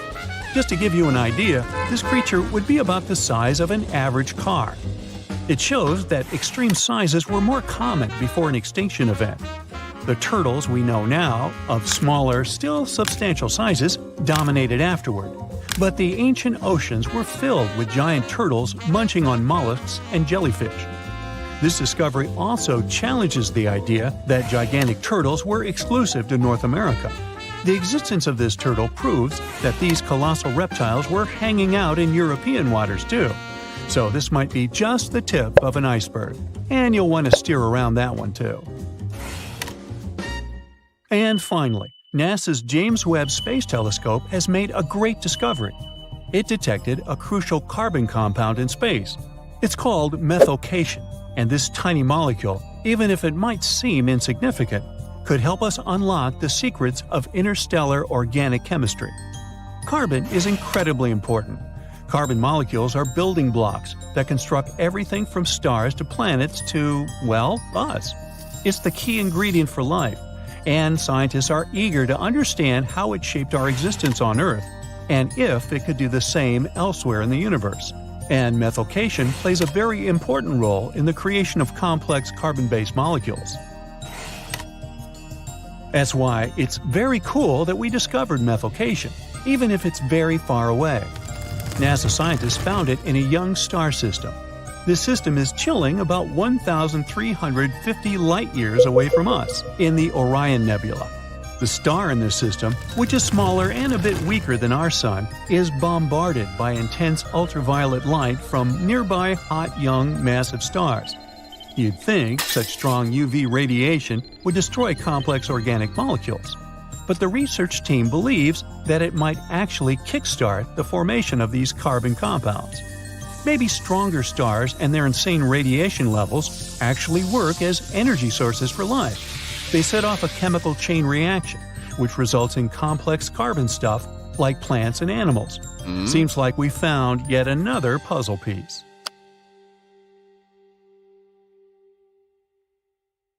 So, imagine you're 15 and you get bored of playing video games.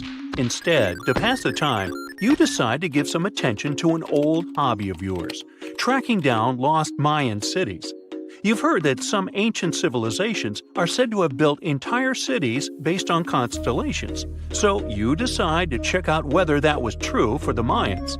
You find a book containing all the constellations the Mayan civilization believed to exist. You open good old Google Maps and map every ancient Mayan city discovered to date. You start seeing that this information actually matches. And truly, the biggest ancient Mayan cities correspond to the brightest and biggest stars of the Mayan constellations. Okay, this is getting interesting. You manage to map out over 100 ancient cities when you suddenly notice something strange. There's an area in the Yucatan Peninsula in Mexico where archaeologists have unearthed 2 Mayan cities. But on the constellation map, there are 3 stars. Could this mean there is a long-lost city waiting to be discovered nearby? You might think this sounds too daydreaming, but the story is actually true. The previous account happened to a Canadian teenager named William Gaddery. The boy is known as a science genius and had even won an award for the constellation theory we presented just now.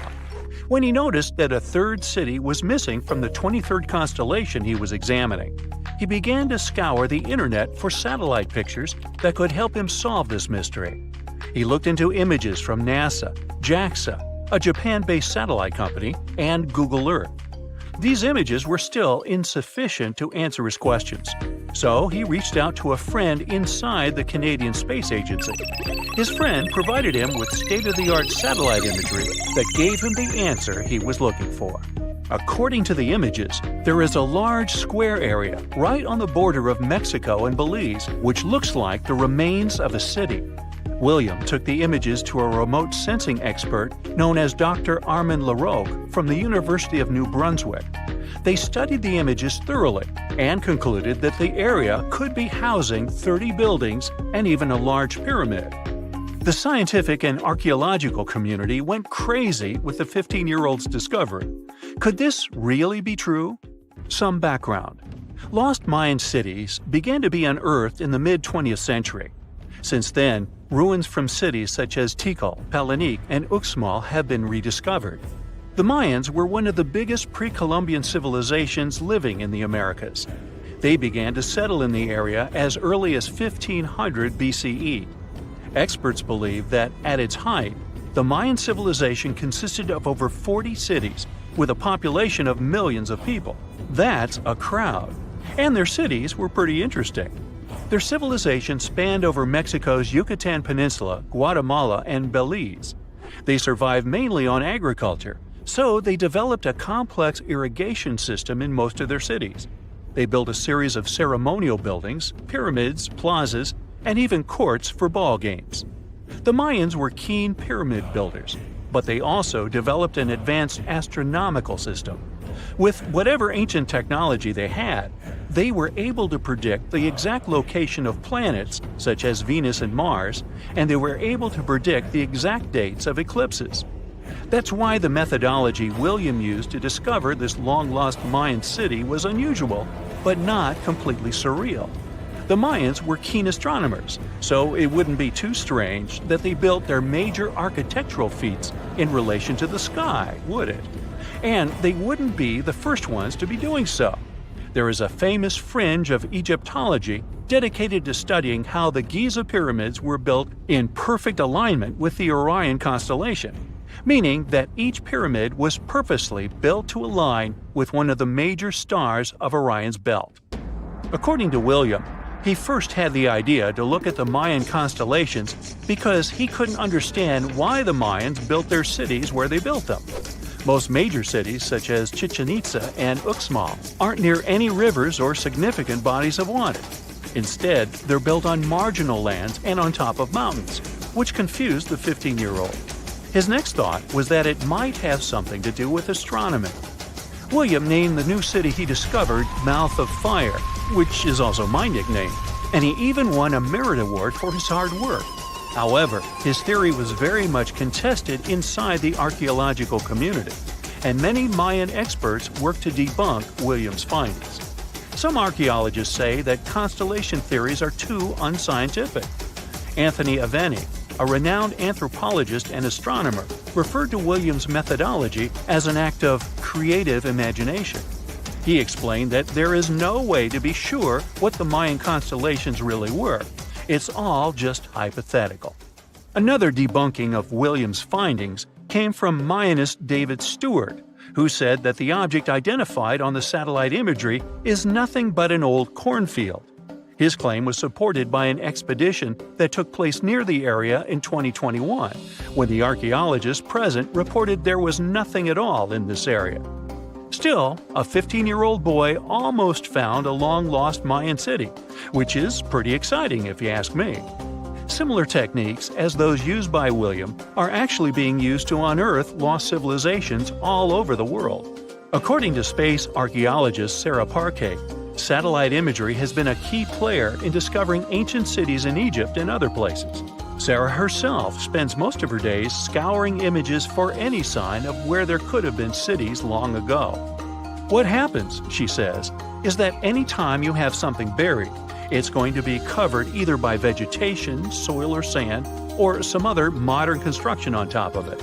In order to assess whether there is something hidden under large canopies of vegetation or not, she uses infrared technology, for instance. A major recent discovery in Brazil was done in a similar way. Satellite imagery detected a network of trenches dating back to 200 to 1200 CE. These suggest settlements that could have supported around 60,000 people. But in this case, the satellite imagery did indeed correspond to what was on the ground. Researchers from the University of Florida found several mountains that were accompanied by ditches and geoglyphs. Archaeologists also found remnants of carefully designed walls, centered around plazas, much like the type of construction done by the ancient Mayans. Advances in satellite tech have also shed new light on long-discovered ancient Mayan cities, such as Tikal. Located in the heart of the Guatemalan jungle, Tikal is believed to have been the capital of the ancient Mayan Empire. At its height, it was comparable in importance to cities such as London or New York in today's world. It was composed of a series of complex monuments, many of them believed to have been the resting places of kings and chiefs. Tikal is already known to have been big, but recent discoveries show it could have been even 3 times larger than what scientists originally believed. The main discovery revolves around a fortification on the outskirts of the city, indicating how far the original city stretched. And new discoveries still take place. In 2017, researchers also unearthed new clues regarding the potential causes of the decline of the Mayan civilization. Using data from a Sidon seawall located 62 miles southwest of Tikal, scientists analyzed radiocarbon data from ceramics and archaeological excavations to extract new information about the sudden demise of this great civilization. The information shows that instead of a sudden collapse, the Mayans most likely collapsed in waves of social instability and political crises. These events are believed to have deteriorated Mayan city centers and began causing the dispersion of the Mayan population. Well, it seems like it's a prime time to uncover ancient ruins. What do you say? Will you give it a try as well? In 1850, French scientist Auguste Mariette went to Egypt looking for manuscripts, but accidentally found a head of a sphinx sticking out of the dunes. He cleared the sand and figured out the sphinx was guiding the entrance to some underground construction. Several months later, he finally entered the Serapeum of Saqqara. Inside, he found an enormous granite sarcophagi with remnants of 64 bulls. Scientists are still amazed by the tech that the ancient Egyptians used to transport those enormous boxes. The Serapeum was built around the year 3000 before the Common Era. It was an underground tomb built to honor the sacred Apis bulls of ancient Egypt. It had a long hallway, almost 500 feet long, with giant stone rooms on both sides. Some of the sarcophagi weighed as much as 50 average cars, and all of them were made with super precision, with exact 90-degree angles. These sarcophagi were beautifully decorated with hieroglyphs and carvings that told stories about the lives and importance of the Apis bulls. Now, there are 24 sarcophagi left. In ancient Egypt, Apis bulls were very special animals connected to the deity Ptah. They thought the bulls carried Ptah's spirit and wisdom, helped the pharaoh, and protected the Egyptians. Priests looked for special markings on young bulls to find Apis bulls. It could be a white triangle on its forehead, which symbolized divine light, a shape on its back like a vulture's wing, and a scarab shape under its tongue, which stood for rebirth. If a bull had these signs, they believed it was chosen by Ptah and treated it like royalty. The chosen bulls lived in a special temple in Memphis, the city where they worshipped Ptah. They received the best care and offerings from visitors who wanted their blessings. When an Apis bull passed away, it was treated with great honor and mummified. When Mariette entered the Serapeum, he noticed traces of rollers on the gallery's floor and found 2 wooden horizontal winches. Each had 8 levers. Later, other explorers saw double rails. The burial chambers were lower than the hallway floor. To get the boxes into place, workers filled the chambers with sand so the sarcophagi could be rolled in straight. Then they slowly removed the sand to gently lower the boxes into perfectly cut spaces in the bedrock. A carved stone sign found in the Serapeum said it took 28 days to move just one sarcophagus and its lid into its spot during the time of Ptolemy II. The extreme precision of the sarcophagi with 90-degree angles also has an explanation. Ancient Egyptians wrote texts, or rather, papyrus, on geometry a long time ago. It shows that they knew the approximate number pi and could calculate the volume of a pyramid with its top cut off. If they could figure out complicated math like that back then, it makes sense that they could also carve perfectly flat surfaces 500 years later. All this sounds pretty legit, but some people think certain things don't add up here. The size of boxes is way larger than the size of bulls, yet they buried pharaohs in tiny coffins that barely fit their bodies. The sarcophagi are made out of granite with crazy precision, and they could have just used limestone, which would have made things way easier. The transportation of the boxes seems pretty simple, but only in theory. If one person could pull about 440 pounds, then at least 250 people would be needed to pull just one box. The tunnels in the Serapeum are really narrow, only about 2 feet wider than the boxes themselves. There's no way hundreds of people could have squeezed into those tight spaces to pull the boxes. And even if they did, how would they turn the box in the cramped corridor, lower it into its niche, and place it perfectly in the middle? Somehow, they did this 24 times, and every box is centered perfectly. Plus, the chambers were dusty, and there were no signs of soot from lamps. This means they must have worked in almost complete darkness. The real use of the boxes could also be different. A long time ago, even before the Egyptian pharaohs ruled, the local people already knew how to use fermentation. It happens when tiny organisms called yeast eat certain ingredients like starch and turn them into gas and ethanol. So someone in ancient Egypt probably put food like barley, bread, and even meat inside a giant stone box, then closed it tight with a heavy lid. These stone boxes, carved from granite, were so precisely made that they were almost completely sealed, so nothing could escape from it. As the yeast inside the box started working, it created more and more CO2 gas. It built up pressure inside the box. The granite boxes were incredibly strong. They could handle more pressure than a car tire can hold. When granite was squeezed under such pressure, its crystals produced a tiny electric charge. This effect was possible because granite contains quartz, a material that reacts to pressure this way. The process also needed meat or animal parts, possibly to help the yeast grow better. Meat contains something called oleic acid, which yeast needs to keep growing and to survive the bad effects of the ethanol it produces.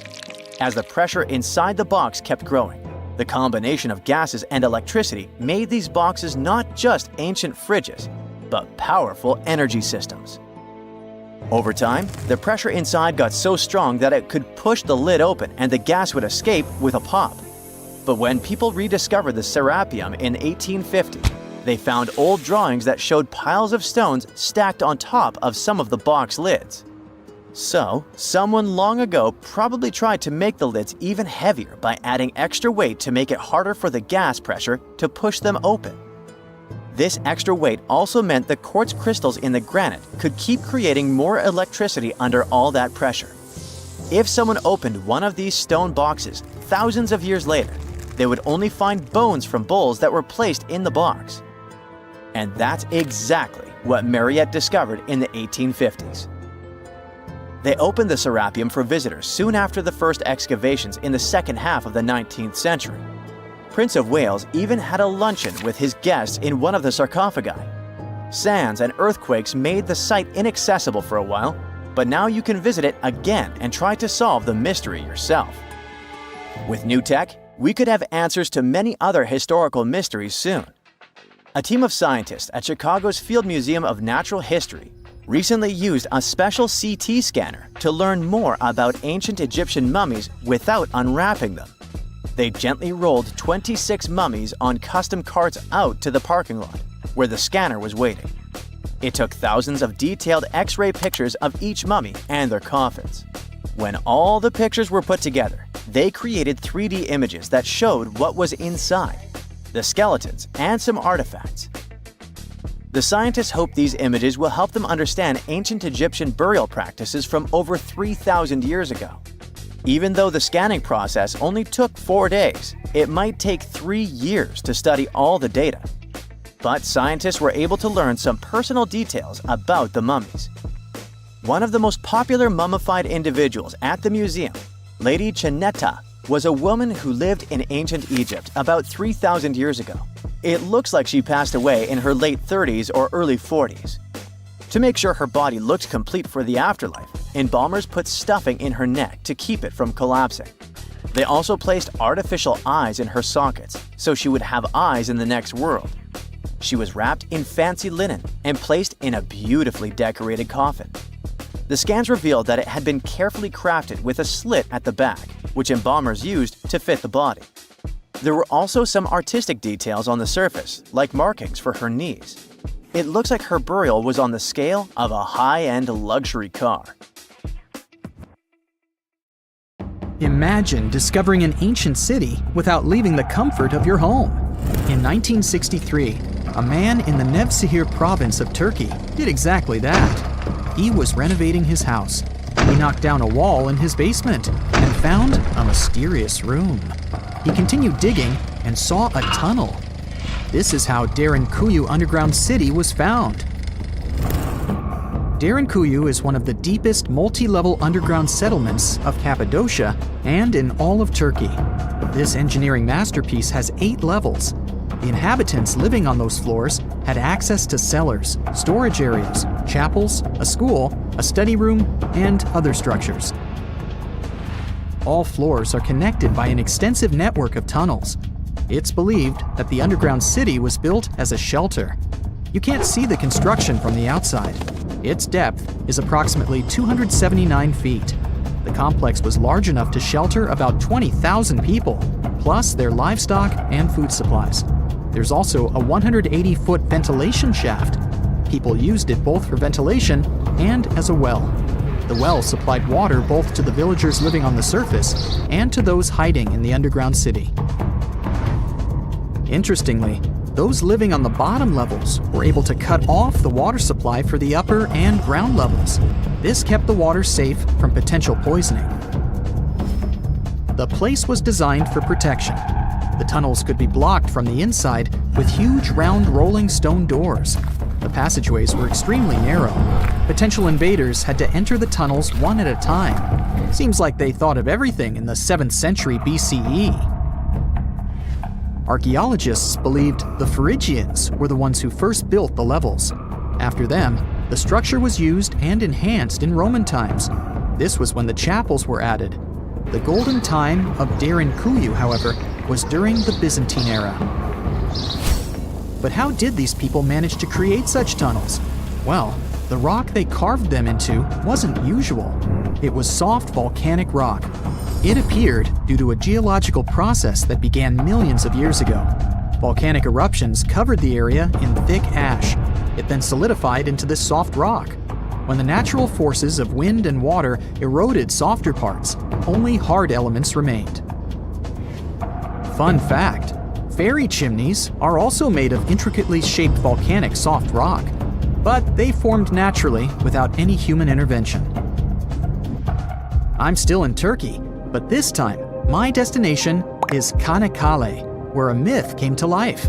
For 3,000 years, people believed that Homer's Iliad was fiction and that Troy never existed. In 1863, everything changed.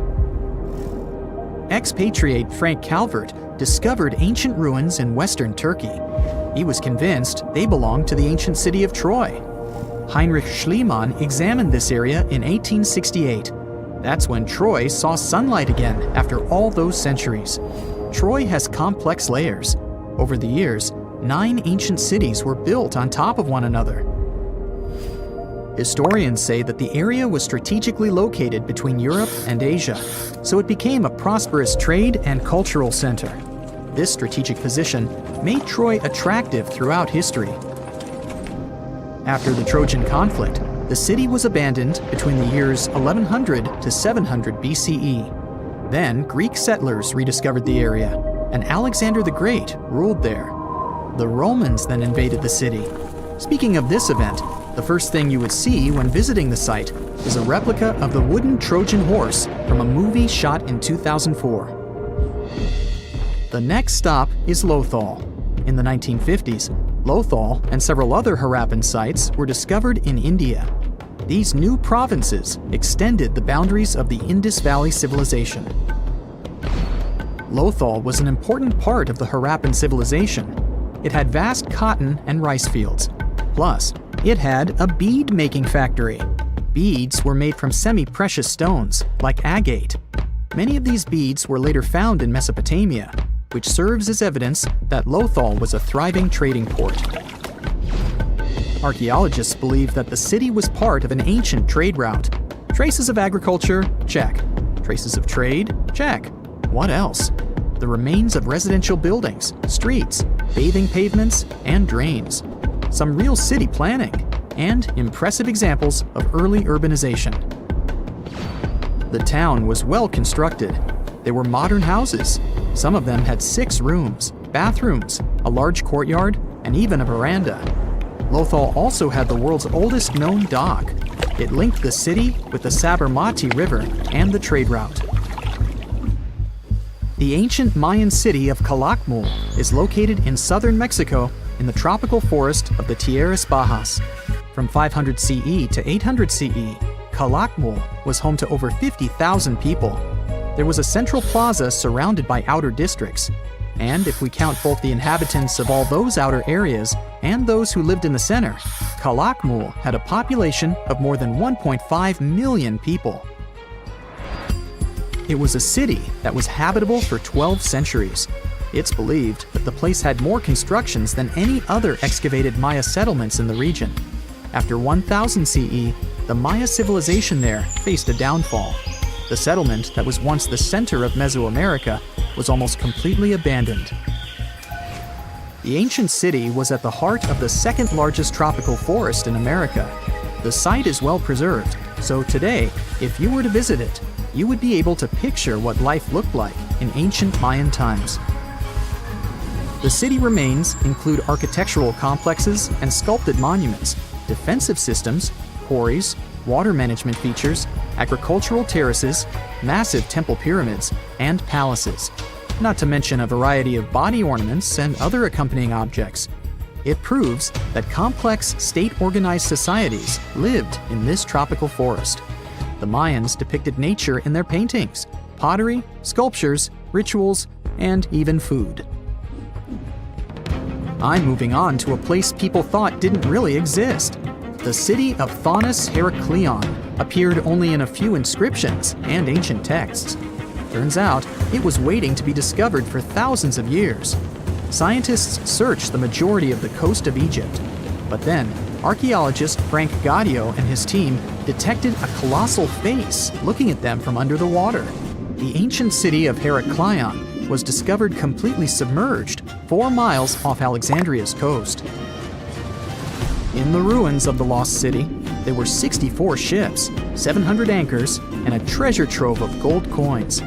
Archaeologists consider a 16-foot tall statue and the temple remains the most important findings discovered by the expedition. Back then, the city had ceremonies and celebrations that took place in the Temple of Amun. The ruins and artifacts were made from granite and diorite, so they were in good condition even after having been in contact with water for centuries. They give people a glimpse into what life was like 2,300 years ago in one of the most important trade ports of the world. The city had a network of canals. You can think of it as an ancient Egyptian Venice. The canals linked many separate harbors and anchorages. Towers, temples, houses, and other structures were also linked by bridges. Thonis Heracleion was the country's main port for international trade and the collection of taxes. No one really knows how the city ended up submerged, but archaeologists connect it with natural causes. At the end of the 2nd century BCE, most probably after a flood, Heracleion got covered with water. Then, Alexandria, the city founded by Alexander the Great, became more glorious than Heracleion. Before Alexandria's fame, Heracleion was the main port of entry to Egypt. So, after the disaster, many ships heading for Heracleion had to change their route and go to Alexandria. Heracleion lost its glory until its rediscovery in 1933. Mesa Verde is an American national park in Colorado. The park is the largest archaeological preserve in the U.S., with more than 5,000 sites, including 600 cliff dwellings. Mesa Verde means green table in Spanish. The name comes from the shape of the mountains in the area, with flat tops and steep sides. The park is an ancestral Puebloan archaeological site.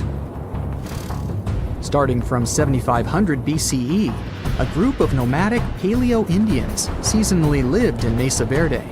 They were hunters, gatherers, and crop farmers. They built the first pueblos in the region. By the end of the 12th century, the Mesa Verdeans began constructing massive cliff dwellings, which are now the best-known structures in the park. Stonehenge took approximately 20 million man-hours to build. For comparison, an average human doesn't live much over 700,000 hours. This is Jack, one of the first builders of Stonehenge. Let's say Jack lived to be 80 years old, which is extremely improbable, but it makes it easier for me to crunch the numbers, thanks. If Jack had spent his entire life, from age 0 to age 80, working on the Stonehenge project, it would have required approximately 28.5 generations of people doing the same thing to complete it. That's next to impossible. To make it more plausible, let's multiply that by 2. After all, Jack wouldn't want to dedicate his entire life to moving stones, and he didn't live to be that old. Thus, we arrive at around 57 generations needed to build Stonehenge. That's not enough room on the screen for me to introduce John, Jack's great, you get the drift, grandson. So it all began around 5,000 years ago with just a simple circular earthen bank and ditch. Fast forward to around 26,000 BCE, and the builders replaced that initial structure with a complex arrangement of wooden posts and brought in around 80 dolerite bloom stones from Wales, which were rearranged at least 3 times. Then, a few hundred years later, they added those massive sarsen stones, each weighing around 25 tons.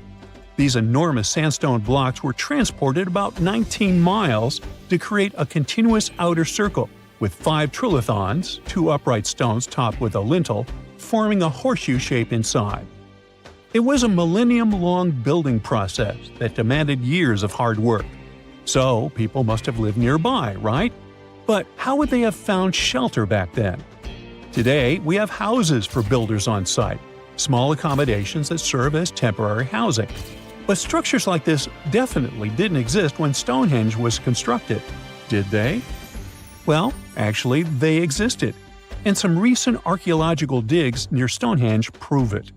Archaeologists found this Stone Age eco-home, which is a huge deal since it's one of the earliest settlements in the area. This newly uncovered Mesolithic home dates back to around the year 4300 BCE. Let's take a closer look at this house, shall we? Now, for the walls, people back then used a large fallen tree, its trunk to be more precise. These wooden walls were reinforced with flint, and they even lined the pit left by the uprooted tree with cobblestones. To create the roof, they opted for animal hides, which sounds like a wise choice. They must have provided protection against the unpredictable weather of the British Isles. Now, you might be wondering, the weather in Britain is indeed unpredictable, and it has been that way since time immemorial. So, how did the builders manage throughout most of the year, particularly during the winter months? Well, the answer is simple.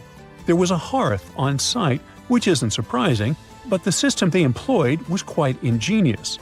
A hearth inside the house would have posed too great a risk, yet bringing hot stones into the dwelling was perfectly safe. While they were hot, they couldn't ignite the building. So they used these stones from the hearth as a heat storage system to keep warm at night. And as a final touch, they even incorporated various stones for decoration. They didn't exactly get a Pinterest house, but it added a touch of elegance for sure. And if you think this discovery is merely about the houses, think again. It significantly changes our understanding of how people lived during that time. This discovery places them in an important prehistoric setting right at the start of the Neolithic area, sparking some interesting questions about whether these early folks could be related to the people who built Stonehenge. But there's a big worry. Experts are concerned that this significant find, along with other buried archaeological sites, could be at risk if the authorities go ahead with plans to build a tunnel to reroute the A303 away from the World Heritage Site. Sure thing the house the scientists found wasn't in perfect shape, and it lacked some crucial elements people use for living. Some of them decayed over time, while others were simply absent. So the scientists took 20 tons of chalk, 5,000 hazel rods, and 3 tons of straw, and used all this to recreate the 4,500-year-old design houses. These new buildings are located close to Stonehenge, which is incredible since in this area, planning permission for even a new cowshed is problematic. So, what are these houses like? Well, first off, there are 4 of them, and they're oval-shaped. They're built on the foundation of real houses that stood there about 4,500 years ago, just around the time the Stonehenge Eco House was going up. The houses aren't very big, they're single-room structures.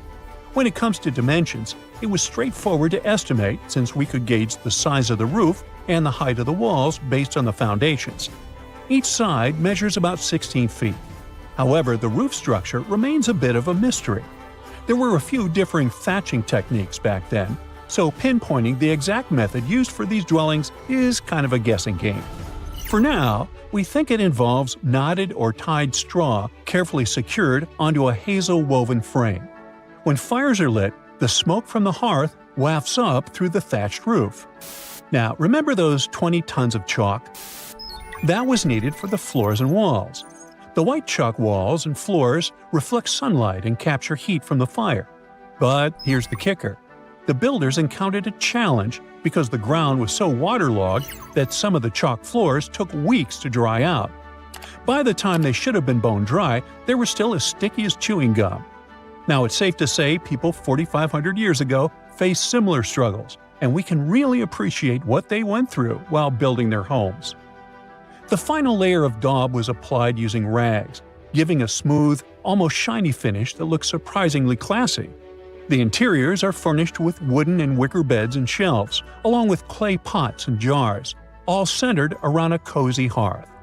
The spaces feel surprisingly roomy and are filled with light that streams in through the thatched roof, bouncing off those white walls. Plus, the woven furniture adds a nice touch of authenticity to the vibe. The fires have been lit, and the first meal, bread crafted from flour ground on a stone mill next to the hearth, has been prepared. Those who tried the bread were pleasantly surprised by its flavor, finding it quite tasty. Now, here comes the bummer. Those who recreated the houses did cheat a little. While the materials used were authentic, the tools weren't. They used cement mixers to mix the daub, wheelbarrows to transport the timber, and logs by the hearth were split with steel axes instead of stone ones. Still, the builders aren't professionals, they're volunteers. So I think a bit of cheating is totally cool in this case. There are other volunteers on site who are more than happy to chat about the daily activities of the Stonehenge builders, from grinding grain with a quern to making rope from rushes. But these houses and the Eco House aren't the only remarkable things in the Stonehenge area. Some years ago, archaeologists uncovered a burial site close to Stonehenge that predates the monument itself. This Neolithic long barrow, dating back approximately 56 to 5,700 years, likely contains the remains of some of Britain's earliest inhabitants. The burial site was identified through aerial images that revealed its distinct shape beneath the crops. Salisbury Plain is rich with ancient sites, including Stonehenge, various mounds, and monuments. The area has remained undisturbed over the centuries, which is likely why so many ancient structures are still intact.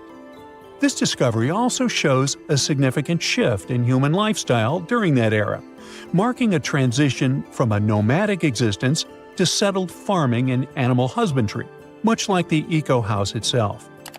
The long barrow in question measures about 85 feet long and 65 feet wide, though much of its above-ground structure has been lost to farming over the years. If this site is like others in the vicinity, it contains the remains of 30 to 50 individuals, along with cow skulls, which were significant to those early communities. There are mysterious plasma bubbles floating around the pyramids of Giza. As bizarre as that might sound, let's get one thing clear right off the bat. There's nothing extraterrestrial going on here. Plasma bubbles are those weather anomalies that form in a layer of Earth's atmosphere called the ionosphere. This is an invisible layer surrounding our planet that stretches roughly from 50 to 400 miles above Earth's surface, right at the edge of space. In this layer, the sun, being the giant hot power that it is, basically cooks gases, splitting them into electrically charged particles called plasma. Here's where it gets interesting.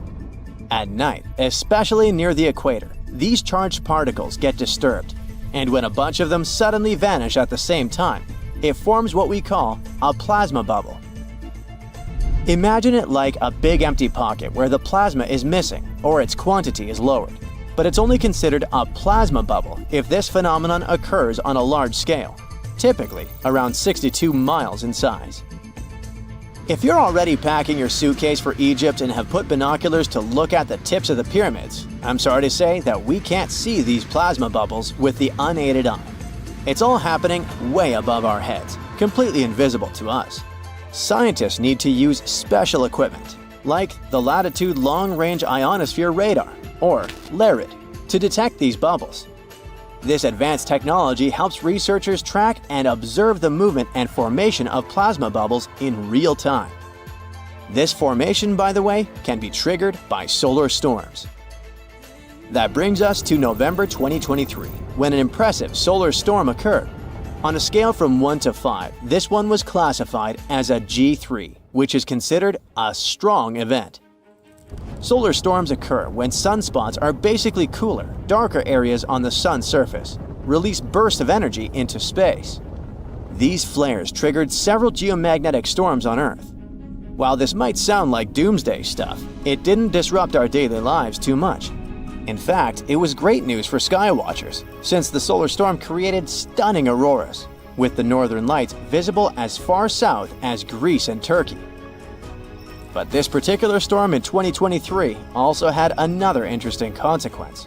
It caused the largest plasma bubble ever recorded by the Chinese radar. This phenomenon was so massive that it covered regions as far apart as the Egyptian pyramids and the Midway Islands in the Pacific Ocean. Now that's a huge distance, and it is a big deal for science.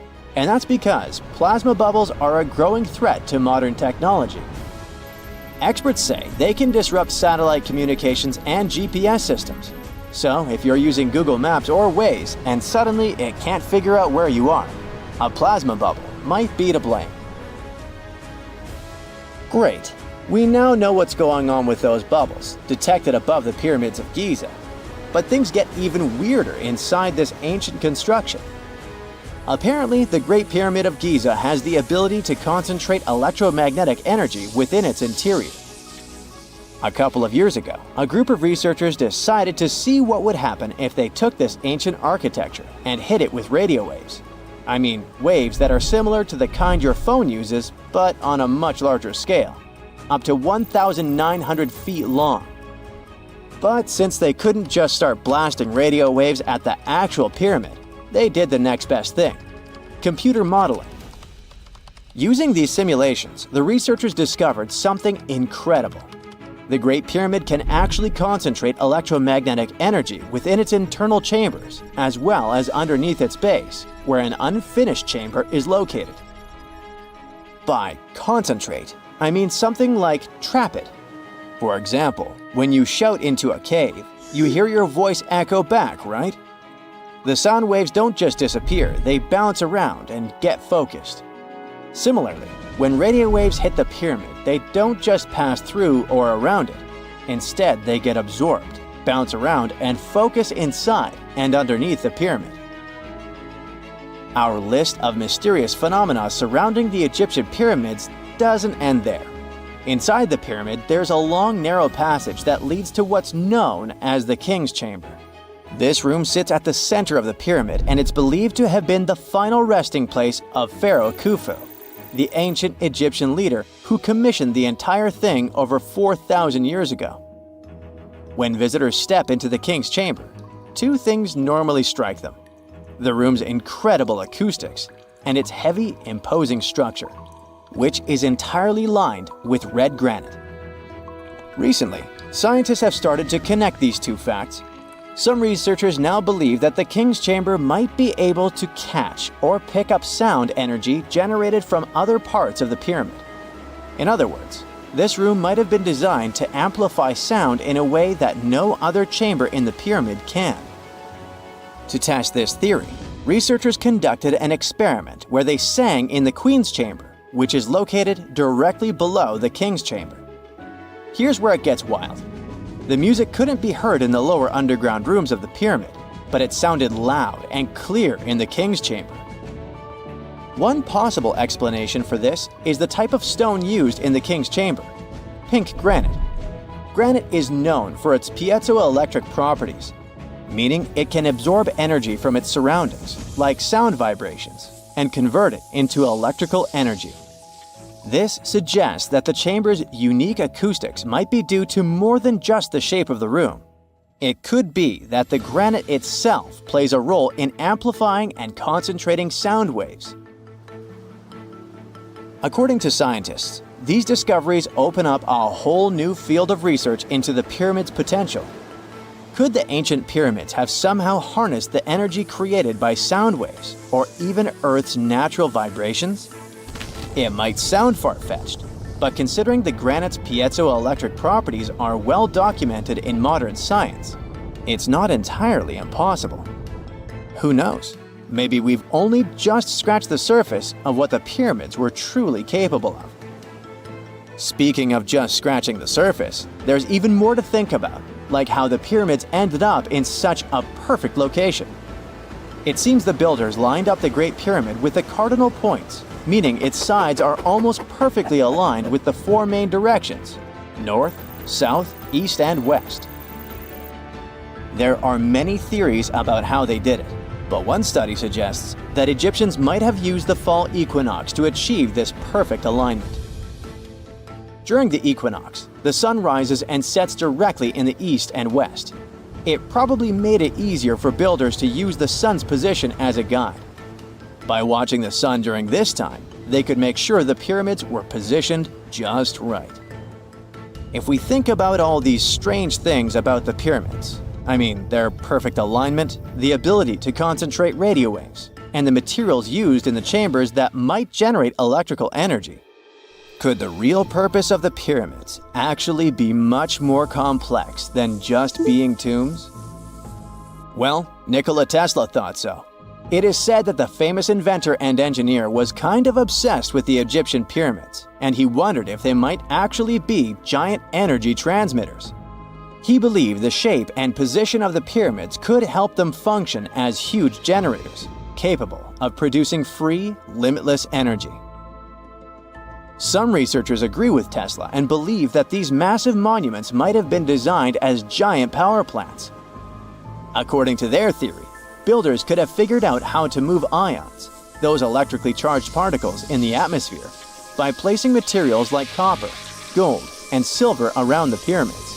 So, it's definitely possible that the ancient Egyptians created a sustainable, renewable power source. Although this is a very interesting thought, we haven't been able to confirm this theory, and the true purpose of the pyramids remain one of humanity's biggest mysteries. It's the first day of your long-awaited trip to the Amazon forest. You flew all the way to South America. More specifically, you landed in the city of Manaus. It's the heart of the Brazilian Amazon. So far, you've traveled by air, car, and now water. You are on a tiny boat moving through the dark waters of the Amazon River. Yes, the river is also called the Amazon. And just FYI, it's the second longest river in the world. It loses only to the Nile River in Egypt. The Amazon sprawls for an impressive 2,700 square miles, beginning in Peru and ending only when it meets the Atlantic Ocean off the coast of Brazil. To get a closer look at the forest, you decide to start by exploring it by boat. First up, you watch some piranha fishing. You can even try to catch one yourself if you like. As you may know, piranhas are carnivorous fish that inhabit the Amazon River, so it might not be your best option to go swimming in these waters. One of the most emblematic species of alligators present in the Amazon River basin is the broad-snouted caiman. It looks pretty much like a regular alligator, except for the fact that it has a yellow chin.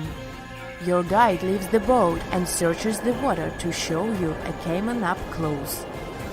He also tells you of another legendary creature that lives in the dark waters of the river, the pink dolphin. Lucky you get to witness a family of pink dolphins showing their fins near your boat. They look magical from the place where you're sitting. You've probably never known dolphins can be pink, huh? After a few mesmerizing moments, you discover that the dolphin's pink color is nothing but an illusion. The animals are originally pinkish-gray, but due to the brown colors of the Amazon River, they look vivid pink when you stare at them from above. Your guide tells you that the pink dolphin is a central character of Brazilian folklore. Locals believe that the pink dolphins can turn into humans and wander off into towns at night. You get off your boat near one of the entrances to the forest. Now you're going to continue your trip on foot. Your guide says that you are venturing into very dangerous terrain. The Amazon is home to some of the creepiest species of wildlife on the globe. But don't worry, we'll get to see a lot of them today. You've come prepared, of course. Bug spray, a raincoat, and your sharp eyes. Inside the jungle, you need to be alert at all times. You may have heard legends of the anaconda, a snake that can swallow animals as big as a cow in one go. Sorry to break it to you, but those are not just legends. Reptiles like these do actually exist. They live deep in the jungle. Is it right there, moving between the trees? Is it a spider? The so-called Goliath bird-eater is a monster spider. Its legs can grow up to a foot in length, and the spider itself can weigh around 6 ounces. It's also known as the king of tarantulas. You shouldn't get too close, of course. It's not venomous to humans, but its bite can surely sting. As its name suggests, the Goliath bird-eater can even eat birds, as long as they are smaller than it is. Up next, you run into another species of spider that draws your attention. This one is so tiny that you almost don't see it. It's known by the popular name of the decoy spider. You see one of its creations, a gigantic spider built by the tiny Cyclosis spider in order to scare off large predators. This is as amazing as it is creepy. A spider that uses the remains of other insects and dry leaves to create the image of a large spider on its web. If it fools predators, perfect! But to us humans, this work of art looks almost endearing. Who knew there were artists in the arachnid world? Near a small lake, you witness a unique scene. A large snake is slowly slithering its way toward a lizard that is resting on a rock. The lizard seems obvious to the presence of the dangerous reptile, but right as the snake is preparing to attack, the lizard flies the scene in its iconic way. The so-called basilisk lizard is famous for its ability to walk on water, or rather run across the water. This isn't an illusion, just a matter of balancing. The small lizard moves its legs on top of the water very fast, while its long tail serves as a counterweight. I wish I could do that. If you've ever wondered what a frog looks like on the inside, you've come to the right place. Right in front of your eyes, there is a rare local species of frog. It's known as the glass frog. This species of amphibian has a type of transparent skin that is completely see-through. In other words, you can see the frog's interior with astounding clarity. It's as if you had X-ray vision. Moving on with your journey, soon you come across a pond. Floating on its water is probably the biggest water lily you've ever seen in your life. These huge plants are also known as the Victoria Amazonica. They can measure up to 8 feet across and hold the weight of a grown-up person. But I wouldn't recommend trying to climb on it if I were you. Just cause, you know, it's the Amazon forest we're talking about. The wildlife here is amazing, but the forest itself is also a sight. There are over 80,000 species of plants and trees grown in the Amazon rainforest. In fact, you can find 10% of all the world's wildlife in this jungle. An estimated 400 billion trees grow on the gigantic area the forest occupies. Of course, this place is bound to be biodiverse, right? You won't be able to witness this phenomenon during your trip, but your guide tells you about a unique species of tree that is famous for being able to walk. Yep, you've heard correctly. There are walking trees in the Amazon rainforest. They don't have legs or anything like that, but they do move around in search of better lighting conditions. The Amazon canopy is so thick that only 1% of sunlight can reach the forest floor. Because of this, some trees end up getting less sunlight than others. The so-called walking palm trees seem to be adapted to this situation. They grow new roots, which helps them move for 1 to 2 inches per day. They can walk up to 65 feet per year. Maybe that's what inspired John Ronald Reuel Tolkien to create ants, huh? Those are pretty similar tree beings that roam freely around the world. I kid you not, it's not only wildlife that inhabits the Amazon. Actually, over 30 million people live in the forest. And there are also ancient settlements that scientists believe to have been thriving there. And I'm not talking about El Dorado, that's just a myth. But in 2018, a groundbreaking study showed that up to 1 million people probably inhabited the Amazon between 1250 and 1500 CE. Can you imagine that? Working alongside local indigenous people, researchers from the University of Florida found several mounds in the Amazon. Besides these mounds, they also discovered interesting ditches and geoglyphs. After mapping all of these recurring mounds, scientists understood that this was a sign of an ancient settlement.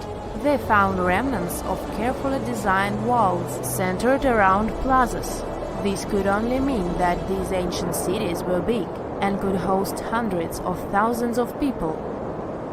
These findings brought back the idea that the Amazon could have been home to thriving civilizations way before the Europeans arrived there. But rather than cities drenched in gold, they were simply well-developed agricultural societies. Imagine you were chosen to answer one of history's most important questions. What was the first civilization on Earth? The job description is simple, yet the task is extremely challenging. You need to unearth the proof of the world's first official civilization. Was it the Sumerians in Old Mesopotamia? Or was it the ancient Egyptians spread out along the Nile River? Not to make you nervous or anything, but history is quite literally in your hands. Good luck! Since you can't turn back the clock and visit Old Mesopotamia to get the answers to your questions, you'll need to research museum databases in order to get some clues. First things first, we need a definition of what is considered a civilization. It's not just thousands of people grouped together and living harmoniously. There are some key elements that together make a group of people a civilization. Like, for example, the domain of urbanism, aka city building, irrigation systems, and writing. You decide to begin your search by diving deep into the history of the Sumerians, which today hold the position of the world's first civilization. Now, imagine being the first of your kind. This means having no external examples. Rather, it means starting from scratch. First thing you'll need? A piece of land. And since there were no active water companies in the world at that time, you'll need a piece of land with easy access to water. So, the Sumerians settled between two major rivers, known as the Euphrates and the Tigris in southern Mesopotamia around 5000 BCE. Fun fact, Mesopotamia translates to the land between two rivers. On a modern-day map, it's more or less where Iraq is situated today. Together with land, a civilization needs ways to get food. The Sumer civilization had to face a dry and hot climate, but they managed to make agriculture thrive in the region. By diverting river waters and creating reservoirs and dams, the Sumerians allowed for a series of settlements to emerge across Mesopotamian plains. The famous city of Babylon was one of them. You know, the city that supposedly had those hanging gardens? I say supposedly because no definitive proof of the real existence of this monument has ever been found. However, it was considered one of the 7 wonders of the ancient world, and cited as a remarkable feat of engineering in an ancient book published around 290 BCE. Although no record was found of the Gardens of Babylon, the Sumerians were recognized as extremely skilled builders. Their cities were filled with mud brick constructions, and the most impressive ones were known as ziggurats, stepped pyramids that were built for spiritual purposes. The Sumerians built a trade network to supplement scarce resources and started to exchange goods with civilizations rising nearby, like Anatolia and Egypt. The beginning of trade was what drove the Sumerians to develop what is believed to be the world's first writing system. It began as a simple system, likely dating back to 3400 BCE. In this system, each syllable was represented with a drawing. Later, it gradually evolved into a fully formed cursive writing system. Don't believe me? Take a look at this piece from the Babylonian times. This huge basalt plaque is called the Hammurabi Code. It's known to be humanity's first collection of written laws. As far as the story goes, it was carved in volcanic stone around year 1760 BCE. Look at the precision of these carvings. It's quite astonishing. But the content is also surprising, since these 282 rules vary from commercial regulations to strict laws of justice. The thing is, historians don't have a consensus on whether the Sumerians were really the first ones to invent writing. Some think it might have been old Egyptians. Let's pause here. Ancient Egyptian settlements are believed to have started around the year 5500 BCE, which is earlier than the Sumer civilization. But remember I said a civilization needed a few things before it was considered as such. Ancient Egypt consisted of several smaller city-states, such as Memphis, Abydos, and Thebes, spreading out along the Nile River. It wasn't until 3000 BCE that Egypt was unified under one kingdom and lasted as an empire until nearly 1000 BCE. Although there is no consensus on this, some Egypt experts believed that it could have been Sumerian immigrants that founded early Egyptian settlements. The proof could be the presence of cylinder seals made of hard stone, something that was widely used in Sumer. These seals were used to guarantee authenticity in legal transactions, but it's hard to say whether this method was introduced by Sumerian immigrants or simply by trade. Since the time period is not one of the criteria we can use to determine who came first, we'll have to turn to something else. But what? Like the Sumerians, the Egyptians were also highly skilled builders. Duh, they built the famous Giza pyramids and many others all over their territory. In order to enhance their building techniques, they delved into developing a more profound understanding of mathematics. They developed a new form of measurement called the cubit, which was the equivalent of an arm's length. The Great Pyramid, for instance, is 440 cubits per 440 cubits. They were also innovative astronomers, combining their mathematical skills with attentive astronomical observation. They were the first civilization to use a 24-hour division of the day. And they even created a solar calendar, which was the first dating system in history to feature 365 days in one year. Okay, it's undeniable how impressive they were. But some experts say that the dispute has to be settled through the comparison of their writing systems. Hieroglyphic writing, the first Egyptian style of writing, is said to date back to 3000 BCE. It was a composition of over 700 symbols, which were carved in stone. For a long time, researchers believed that the Sumerian writing had come before Egyptian, but in a recent discovery made by Yale researchers claims otherwise. Archaeologists have discovered a panel of 4 signs that are believed to have been written around 3250 BCE. Oh, and they've also found another rock drawing depicting a pregnant elephant that can date back to 4000 BCE.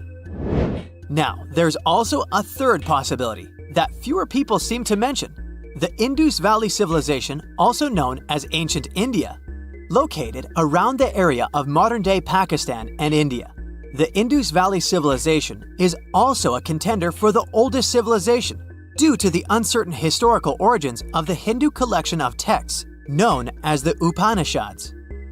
The Indus Valley Civilization flourished around 3000 BCE, but records show that people in the Indus Valley were trading with Mesopotamians as early as 3500 BCE. Now, wait a minute. How is it possible? No, they weren't time travelers. This isn't a sci-fi movie. There already were agricultural settlements in the area that were slowly growing into bigger cities, such as Harappa and Mohenjo-Daro. Ancient Indian cities were sophisticated, filled with baked brick homes built in a grid system. These ancient cities even had draining and sewage systems that connected most homes and used gravity to carry waste outside of the city. They were pretty advanced. They were also an extremely religious civilization, and Hindu beliefs were at the center of their practices. Despite that, their cities weren't filled with spiritual buildings. Actually, Mohenjo-Daro's most important building was a public bath. Interesting, huh? Now, why can't we know if they were the oldest civilization on Earth? Even if some historians suspect that the origins of the Indus Valley people can be traced back to 5000 BCE, there is no concrete evidence of this, only speculation. The best proof we have is the Upanishads. The Upanishads are texts filled with philosophy, mantras, and ceremonies. The thing is, part of Hindu practices included memorizing and passing down the wisdom of the Upanishads in oral form. So, it took a while before it appeared as a written script. Well, I'd say historians aren't really sure what was the world's first civilization. We can only guess at this point, but who knows what new discoveries might reveal. The most exciting accidental discovery I've made in my life was a $10 bill in my old winter jacket. Some folks are luckier though, as they find underground cities from centuries ago or make inventions that turn them into millionaires. Velcro was invented after a routine walk in the woods. Kellogg's cornflakes were inspired by a chipped tooth, and Play-Doh saved a business empire from falling by chance. Back in 1998, electrical engineer John Williams found something that looked like an electrical plug sticking out of the ground. He started digging and noticed that it was stuck in a small rock. He found it in a rural location in North America, far from civilization, industrial complexes, airports, factories, and electronic plants. This piece of electronics embedded into a solid granite stone got the nickname Enigmalith and a price tag of $500,000. Some scientists are sure it's a big hoax and not a souvenir left by some visitors from space, as Williams claims. But the finder of the rock wanted to prove that it was a real piece of ancient technology, some sort of an electrical connector. If it's not a hoax, then this little find could be proof that humans, or some other civilization from the past, were way more advanced than we ever thought. They must have managed to invent a way to transmit electricity long before humans in the 19th century. He offered scientists to take a look at this find and establish what it really is without breaking the rock open, but there were no takers. Williams consulted an engineer and a geologist, and both confirmed there were no traces of glue on the electronic component. It hasn't been welded either, so it must be as old as the rock, which is around 100,000 years old, according to geological analysis. Dr. John Kellogg had a philosophy of biological living with regular exercise, massage, plenty of water, zero bad habits, caffeine, and no meat. At the end of the 19th century, he looked over a health institute in Michigan. He once whipped up a mix of flour, oats, and cornmeal. He thought that by baking whole grains at high temps, they'd be easier on the stomach and healthier overall. He baked the mix twice and first made cookies, but a patient chipped a tooth on that version. Then he decided to break it into small pieces. It's hard to pinpoint exactly how Kellogg cornflakes came to be, with so many versions of the story floating around. Kellogg's wife, Ella, and his brother Will both claimed they played a role in creating the flakes, along with several other family members and sanitarium staff. The company lore says that it all went down one night in 1898, when some wheat-based cereal dough was left out too long, fermenting in the process. When rolled out thin, the slightly moldy dough turned into these perfect large thin flakes that got all crispy and yummy in the oven. Over the next few years, Will Kellogg kept tweaking the recipe and realized that corn, not wheat, made even crunchier, tastier flakes. His brand, Kellogg's Corn Flakes, has grown into a multi-billion-dollar company. Swiss engineer George de Mestral once went for a walk with his dog and came back with a concept that would later go to space. Once they got back from the woods, de Mestral noticed that his pants and his dog's fur were covered in the tiny barbs of the cocklebur plant. He examined the burrs under the microscope and noticed that they were shaped like tiny hooks that stuck to loops on clothes and fur. He decided to recreate that natural tech to design an extra strong fastener, one with many practical uses. He was testing different materials for his invention for so many years and finally settled on nylon. He also needed to design a special type of loom that could weave the fibers in the right size, shape, and density. It took de Mestral a total of 14 years until he introduced the world to Velcro, which means velvet and hook in French. De Mestral was hoping his invention would replace the zipper on clothes, but the fashion world found Velcro cheap-looking and unattractive. But NASA didn't think so, and used Velcro for astronaut spacesuits and helmets in the 1960s. Now, Velcro is used everywhere, from footwear to toys to airline seat cushions. Before the middle of the 20th century, most homes were heated with coal. It left soot throughout the house, which was especially visible on wallpapers. Kutal Products was the largest company that sold wallpaper cleaner, but in the 50s, more and more people switched to gas, oil, and electricity, and the sooty buildup problem was mostly solved. The owner of Kutal Products was trying to save his business. Meanwhile, his sister-in-law read that wallpaper cleaner could be used to make holiday decorations. She worked as a nursery school teacher, and modeling clay was pretty hard for her students to handle, so she decided to test this material for molding into different shapes, and it works out just fine. She told her relatives about the discovery and suggested a name for it: Play-Doh. The Kutal company was about to go bankrupt, so it was a great alternative for a new business. Soon enough, Macy's and Marshall Field got interested in the new toy and started selling it. Play-Doh was originally only in one color, white, but soon expanded to red, blue, and yellow. They also made several changes to the original recipe, but the mixture is still mostly the same as when it was used to clean wallpapers. An urban legend says that if you take all the Play-Doh compound ever made and put it through their Fun Factory playset, you'll get a snake that will wrap around the planet 300 times. A man in Turkey was renovating his home when he knocked down a wall in his basement with a sledgehammer. He found a tunnel behind the wall that led to an ancient underground city. The tunnel led to more tunnels and then halls and chambers. It turned out to be a whole underground complex with 18 stories and without a single inhabitant, abandoned a long time ago. It was the city of Derinkuyu, built thousands of years ago, a home for up to 20,000 people. Whoever built it had great skill, and it's rather easy to build tunnels out of the soft rock, but cave-ins are a big risk. None of the floors at Derinkuyu have ever collapsed. The city had a complex ventilation system with over 15,000 shafts. The upper levels had the best ventilation and were used for living and sleeping quarters. The lower levels were mainly used for storage, but they also had a dungeon.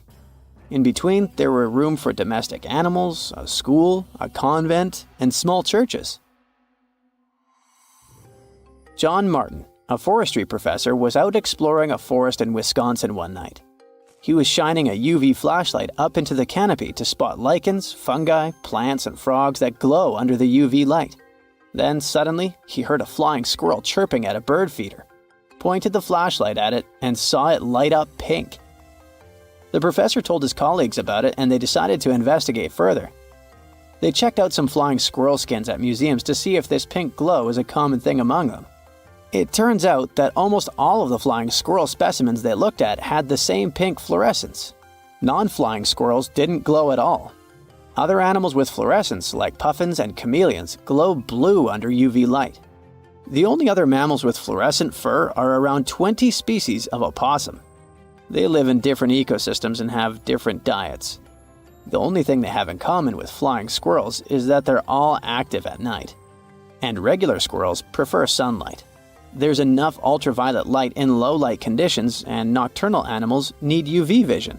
So the pink glow might have to do with nighttime perception and navigation, especially in cold and snowy conditions.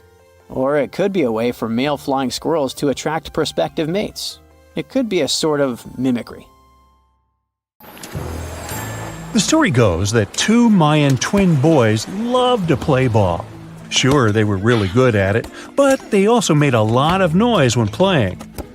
The lords of the underworld soon became bothered by the sound and summoned the two boys to the underworld, a place the Mayans called Xibalba.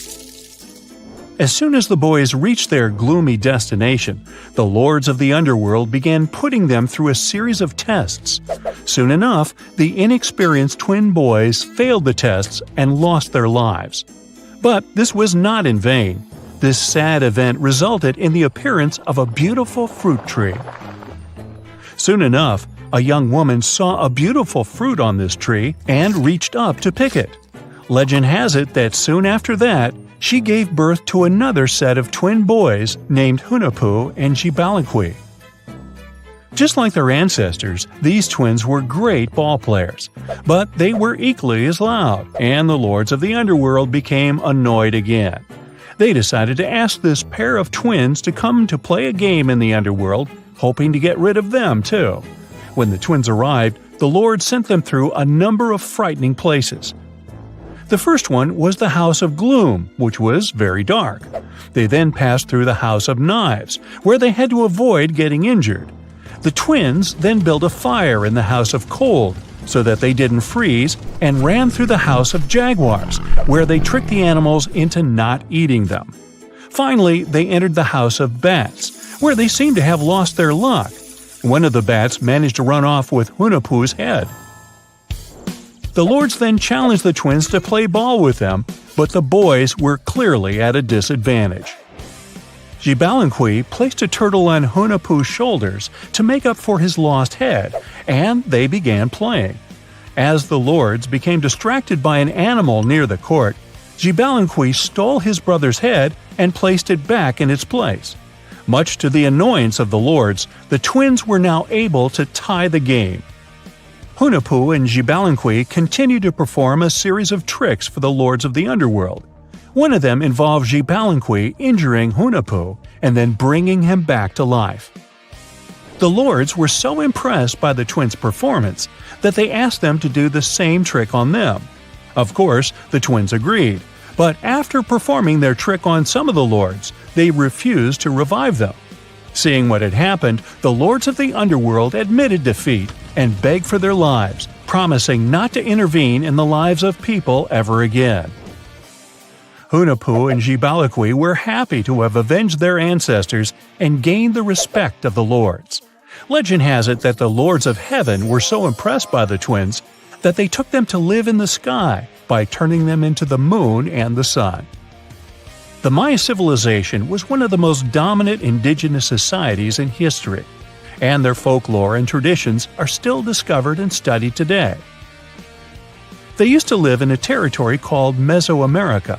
It was made up of modern-day Mexico and parts of Central America like Guatemala, Belize, Honduras, Yucatan Peninsula, and El Salvador. They lived from 1800 to 900 BCE and up to 900 to 1500 CE. Apart from their impressive legends, the Maya were very skilled inventors. They're known for their calendars, writing systems, farming methods, and sports. Their writing, for example, was found preserved on buildings and stone monuments, as well as in rare books and pottery. It's a system made out of more than 800 hieroglyphics in various combinations. Each of those signs was said to represent a syllable. Their writing system was deciphered by accident by Tatiana Proskorakov, an American woman who initially studied to be an architect. Since she didn't find a job in her field, she eventually became a Mayanist in her own right, despite not being academically trained. She was the first to notice that the Mayan upended frog glyph meant birth, and that their toothache glyph meant the date when the king ascended to the throne. It made it easier for scientists to pinpoint birthdays, as well as the names of the rulers of a specific Mayan dynasty. They also invented the concept of zero, which is seen as one of the greatest innovations in mathematics, physics, and human history altogether. Sure, even back then, people understood the idea of having nothing, but the concept of zero as a number is a relatively new invention. A fun fact about Mayans is that they really liked hats. The bigger your hat was, the more important you looked. Not only was it a sort of fashion statement, but it also made them look taller, which was a big deal for their aesthetic. The Mayans also came up with one of the most intricate and complex calendars in human history. It was the first to use zero as a placeholder. Their calendar ended on December 21st, 2012, which led some people to believe that it translated to the end of the world. Obviously, that was not the case. It just so happened that the date coincided with the end of a Mayan cycle of years. But you know, as advanced in science and astronomy as they were, they did make some mistakes. One of them was their belief that the world was flat. Their theory was that the four corners of the world were watched by the Brother Lords, who kept the sky from falling over their lands. Hats off for their menus, though, as they were well-known chocolate eaters. They turned eating chocolate into a form of art. The drink they made wasn't really like the hot chocolate we enjoy today, though. The recipe included mixing cacao with water, honey, chili pepper, cornmeal, and other ingredients to make a foamy, spicy drink. The ritual of drinking cacao was a crucial part of their celebrations. We're not done discovering all the amazing parts of their architecture and civilization. It was only a few years ago that a Maya pyramid was found at Tonina, in the Mexican state of Chiapas.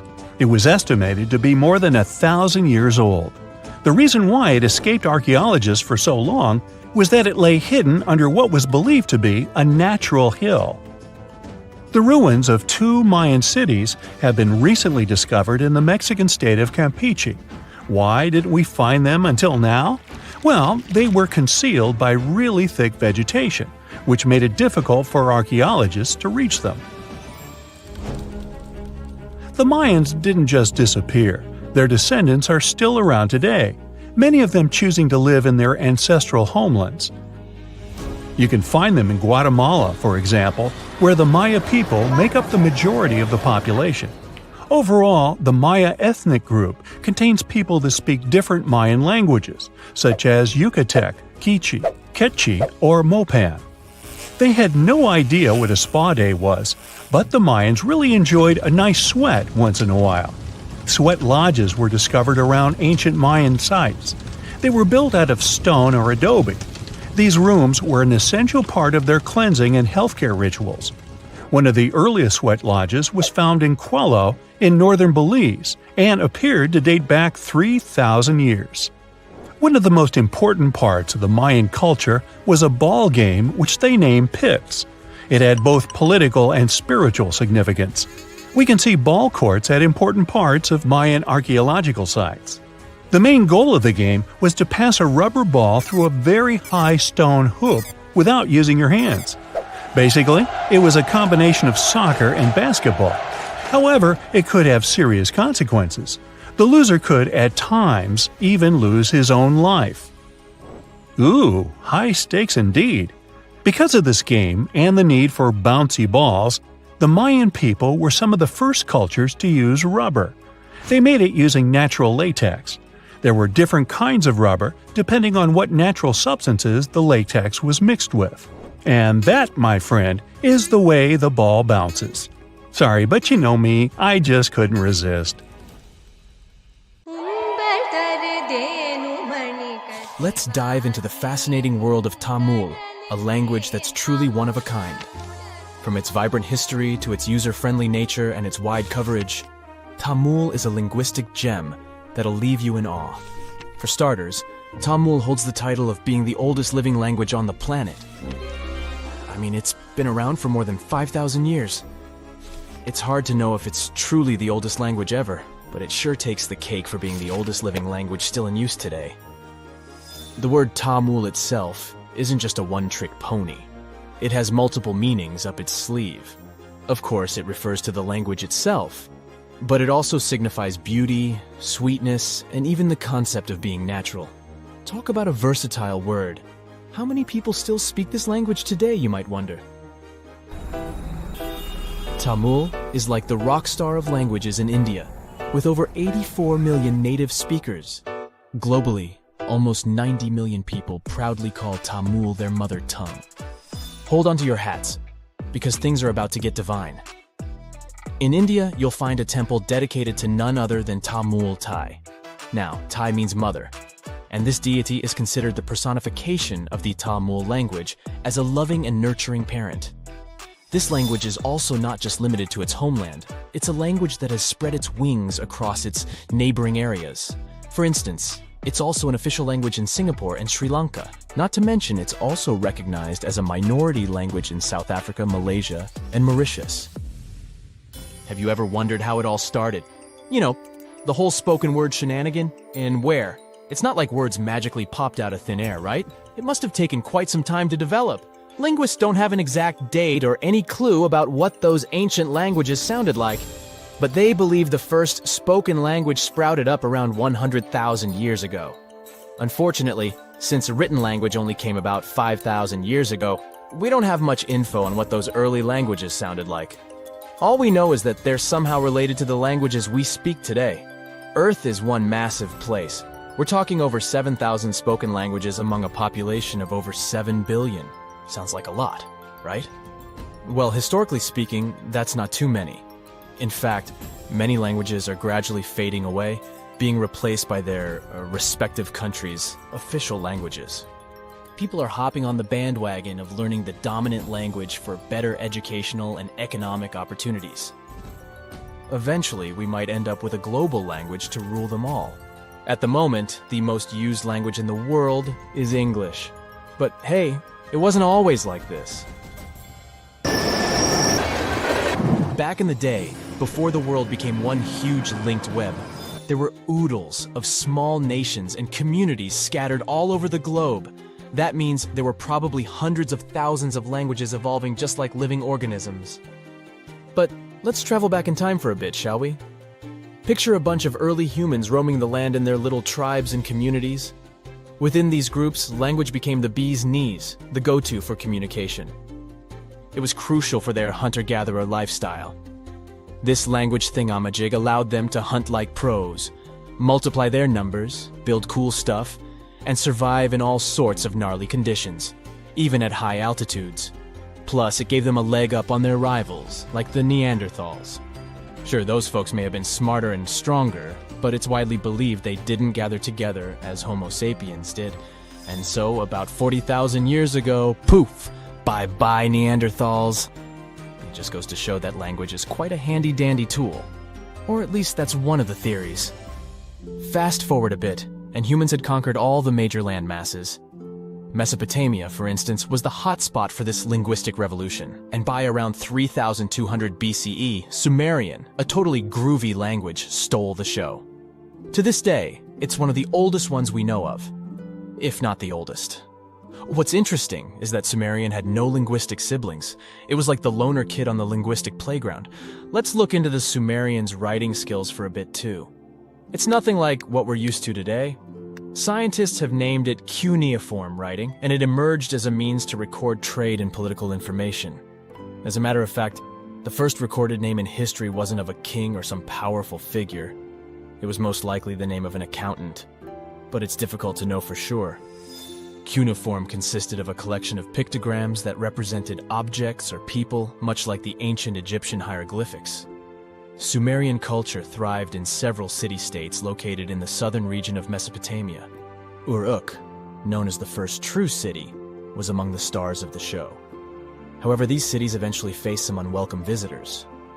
As a result, by 2000 BCE, Sumerian had taken a back seat, becoming a classical language just like Latin. Now here's a little twist in the tale.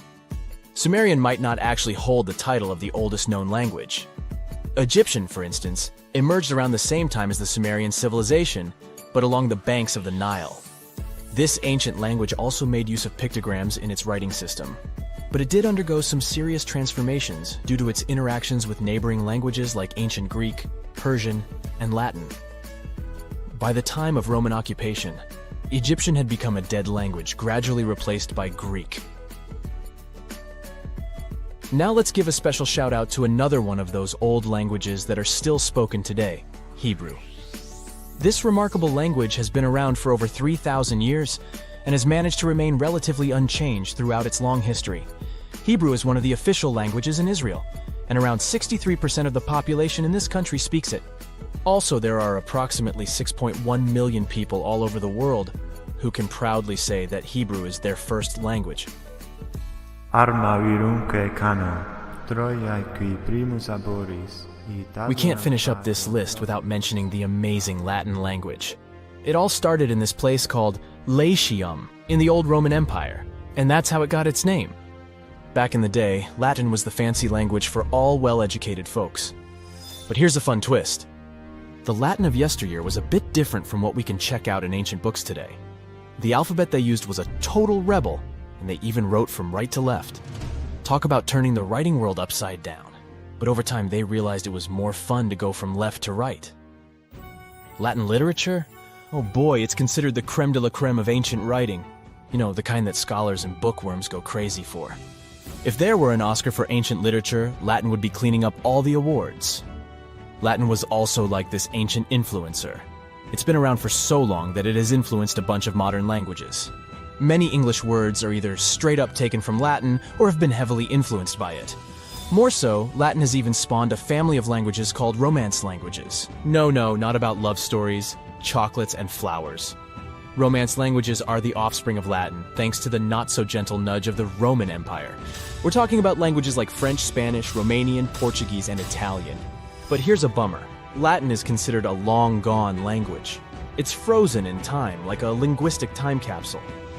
While living languages like English keep changing and growing, Latin is stuck in the past. It had its transformation and alteration phase when it was still spoken, but now it's just enjoying retirement in the linguistic retirement home. Regardless, Latin still sneaks into our daily lives without us even realizing it. You know when someone asks you the time and you say it's 4 p.m., well, guess what? You're speaking Latin. PM stands for post-meridiem, which basically means after midday. And AM? That's ante-meridiem, meaning before midday. Canada is known for its snowy mountains, untouched forests, pristine lakes, friendly, helpful people, eh? And that delicious maple syrup. Now they get to add something else to the list: the world's oldest water. Back in 2016, researchers drilled down 1.9 miles and found an ancient pool of water at Kidmine, Ontario. The water was believed to be at least 2 billion years old. Not fresh water. The water was found bubbling up in caverns deep underground, inside the 3 million square miles of the Canadian Shield, one of the world's largest geological continental shields. The area endures very little plate tectonic activity, possibly explaining how the water remained untouched for so long. Scientists and researchers analyzed the water and found dissolved gases of helium, argon, xenon, and neon, untouched by any outside source. There were even traces of microbes dating back billions of years. This was a stunning find for science that allowed us to gaze back in time at a lost world. If life-supporting water can be found miles below the Earth, it could be possible to find the same thing on other planets, like Mars, Saturn, and Jupiter's moons as well. Point Nemo is the furthest point from land on Earth, officially called the Oceanic Point of Inaccessibility, kind of like my parking space. It's so far from land that the closest humans to it are usually astronauts. The International Space Station orbits the Earth from around 250 miles away, while the closest populated spot to Point Nemo on Earth is more than 1,670 miles in all directions. Since its real title is a bit long, it was nicknamed Point Nemo after Captain Nemo from Jules Verne's 20,000 Leagues Under the Sea. Nemo means no one in Latin, which suits this area perfectly because there's no people around. The Crooked Forest is found in Gryfino, Poland. It's a grove of 400 unusually curved pine trees that were planted around the 1930s. They bend northwards at a sharp 90-degree angle from the tree's base, but then remarkably turn back to grow straight up into the sky. Some of the curves reach out 3 to 9 feet sideways, but the trees are healthy, and many grow to nearly 50 feet tall. These crooked pines are surrounded by a larger forest of straight-growing pines. There's no explanation as to why they're bent the way they are. The theories for this strange development range from weather conditions to human intervention, but no one knows for sure. The Hamza River is one of the longest and widest rivers in the world, and it sits right underneath the Amazon River itself. At a depth of 2.5 miles, this river flows a little more than a trickle compared to the Great River above it. The push of the Amazon River's water into the Atlantic is around 35 million gallons per second, while the Hamza only manages 1 million gallons per second.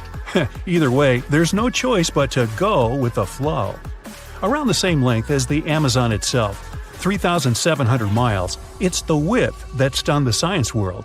It's 125 to 250 miles wide, compared to the Amazon's width of about 1/2 mile to 60 miles wide. The Cave of Crystals was discovered in 2000 when miners drained water from a zinc mine in Chihuahua, Mexico. The state, not the dog. What scientists found was an enchanting cave filled with colossal gypsum crystals that were larger than 33 feet and over 3 feet wide. They were so pure that scientists were unable to work out how old they were, but researchers believe they discovered a 50,000-year-old sample of bacteria inside one of the crystals. Also known as the River of Five Colors, Caño Cristales is one of the most amazing natural wonders in all of Colombia. The area is filled with waterfalls, pools, and caverns, but the river itself is the true wonder. Every year, between June and November, the river hypnotizes spectators with amazing yellows, greens, blues, blacks, and red shades to create a liquid rainbow. A red plant that grows in the riverbed is the main cause of this unique phenomenon. Other colors come from the black rocks, green algae, clear water, and yellow sand, producing a pearly effect. The colors change every year because of the plant's growth from rainfall, temperature, and sunlight. During the rest of the year, the riverbed appears in a dull green hue. Scientists in Hawaii discovered that red algae were making sounds in the waters around coral reefs. The noise was believed to come from the loud snapping shrimp, until researchers put the sound and presence of algae together and started monitoring the bubbles. As the algae use photosynthesis for food, they produce tiny bubbles that collect on their surfaces. When the bubbles separate off the plant, they make a ping or popping sound. Reefs can be smothered and suffocate if they're covered by too many algae. Discovering that photosynthesis makes a sound could be useful for the reef's preservation. The algae could provide early warnings for scientists, so they can stop these vulnerable areas from being overrun. After heavy rains and seismic activity hit Kenya's Great Rift Valley in March 2018, a vast chasm expanded across the land. The rift measured quite a few miles long and was over 50 feet wide in some parts. Essentially, it was tearing Africa in two.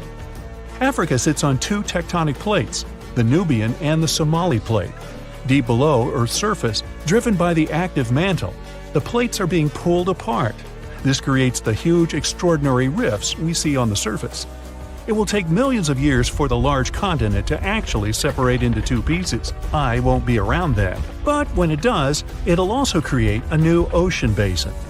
The Eucalyptus deglupta thrive in the tropical forests of Indonesia, Papua New Guinea, and the Philippines, and they're like something straight out of a video game or fantasy movie. Growing up to an enormous height of 250 feet in its native environment, this one-of-a-kind tree has bark that displays green, bright blue, orange, purple, and red streaks as it ages, kinda like me. As strips of bark fall away, the tree's colors change, and the bright green inner bark is revealed.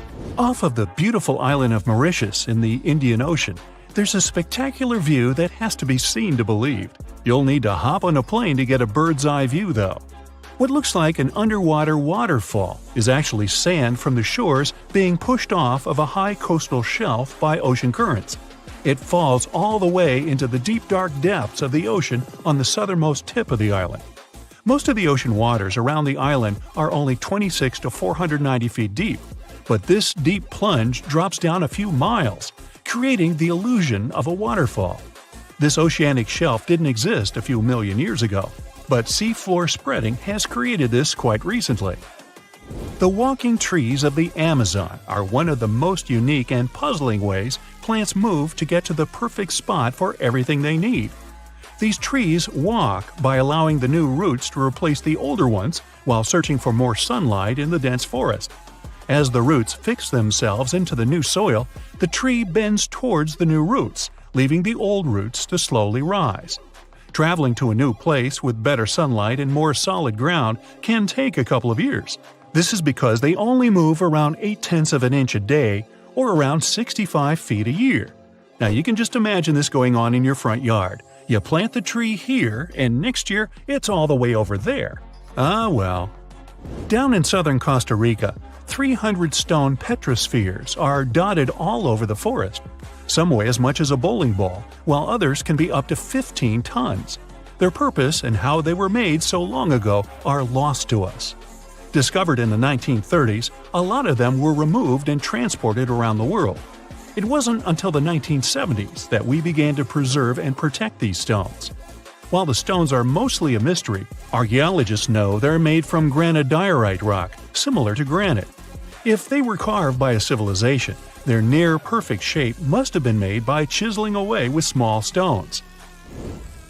Ethiopia's Danakil Depression is an environment that looks like it belongs on another planet. Filled with lava pools, bright neon-colored hot springs, and vast salt flats. It's also the contender for the hottest year-round temperature of 93 degrees Fahrenheit. Poisonous gases fill the area with hot springs filled with acid. Worse, it only receives up to 8 inches of annual rainfall. It's also one of the lowest places on the planet, at 410 feet below sea level. No wonder it's one of the most inhospitable places on the planet. Hey, sounds great. No crowds. Let's go. Hygiene practices have been on this planet for as long as there's been life. Even those initial single-celled organisms felt icky when they got dirty, so they made shields and developed mechanisms to kick out unwanted guests, such as bacteria. Animals are surprisingly clean too, especially pigs, out of all animals. Turns out they're particularly good at keeping their space tidy. Domestic pigs, for instance, pick a spot for their toilet business that's a good distance from where they eat or sleep. Humans have a long, and at times icky, history with hygiene too, which can be traced as far back as our ancient cousins, the Neanderthals. There's evidence that even over 60,000 years ago, they seemed keen on keeping their pearly whites in good shape. 2 fossilized Neanderthal teeth tell this story through some weird grooves, which were obviously made by something pointy, like a toothpick of sorts. Then there's Venus of Willendorf, this tiny ancient statue, around 25,000 years old, discovered in Austria. Its whole purpose remains a mystery. Scientists don't even know if it was an art piece or if it had some spiritual significance. But it does give us some indications on ancient hygienic practices. Now, there's no way to confirm, but those bumps and grooves on the statue's head might represent braids. Scientists have no idea how often people washed their hair back then, or if they used any specific cleaning products. But the fact that they put some time into a hairdo shows an extra bit of care that other species might not have. Now, in all fairness, the likely culprit for prehistoric hygienic practices might have been lice, unfortunately. Even further back in time, we meet the Egyptians, who surely take the crown for ancient self-care practices. In fact, according to the Greek historian Herodotus, around the 5th century BCE, the ancient Egyptians were the cleanest and healthiest bunch around. Why so? Because they made sure to bathe twice a day to steer clear of health problems. Spiritual leaders, in particular, took cleanliness seriously, shaving their entire bodies every 3 days and having 2 baths during the day and 2 at night. Wow! Know what should also be taken seriously? Liking this video and subscribing to this channel, which doesn't take nearly as long as an ancient Egyptian bath. Meanwhile, ancient Egyptians also didn't just rely on water. They used perfumes to stay fresh. They also had these natron soaps that were scented and had properties like fighting bacteria and fungi. These natron, which is a mineral salt, was used in mouthwash solutions too. These people chewed on parsley and similar herbs to keep their breath fresh. Egyptians back then went even as far as developing one of the first deodorants. Ancient texts suggest putting a scented bread concoction under the arms post-bathing. People also mixed an ostrich egg with pulverized tortoiseshell and used it as an ointment to ward off unpleasant odors. Women, especially the wealthier ones, shaved their heads with flint or metal razors, choosing wigs made from human hair to shield their skin from the sun and avoid lice. Those who kept their hair natural often used hair extensions or wigs secured with beeswax and resin. There were even women who wore perfume wax cones on their heads that would slowly release a delightful scent during the day. Ooh, coneheads! Let's now move towards the north a bit and check out the ancient practices of the good old Romans. Sure, the Babylonians and Assyrians were the first to sort of invent the toilet. That's because they crafted areas with 2 short walls and a little gap for the business. And then they just let the debris flow into the canals along with their bathwater. But it wasn't until the ancient Romans that these toilets became a common, widespread device. The less well-off households went for a barrel as their toilet, just dumping the stuff from their chamber pots into it. Public toilets were popular too, at times even big enough for over 50 people. Imagine having a chat about commerce and marketing with other professionals while, doing your thing. You wouldn't be wrong. In fact, that's what the Romans did. And that's where the phrase, to do one's business, comes from. Now, did the ancient Romans use toilet paper? No, they didn't. But they did supposedly use a sponge on a stick called a tersorium to tidy up after completing their potty time. There's evidence you'd often find these devices in public bathrooms, but how exactly they were used is still a bit of a mystery. It's not like we sell toilet paper with detailed instructions these days either. However, the hefty sponge might have been a reusable contraption. Some say it was dipped in a little water and vinegar, did its job cleaning, and then got rinsed or dunked back into a bucket of salt water or vinegar for the next person to use. I think I'd rather be first in line or wait for a new sponge. Probably one of the most important ancient inventions when it comes to hygiene were the Roman aqueducts. These sophisticated engineering marvels were designed to transport fresh water from distant mountain sources to cities. This meant ancient Romans always had a reliable supply of clean water.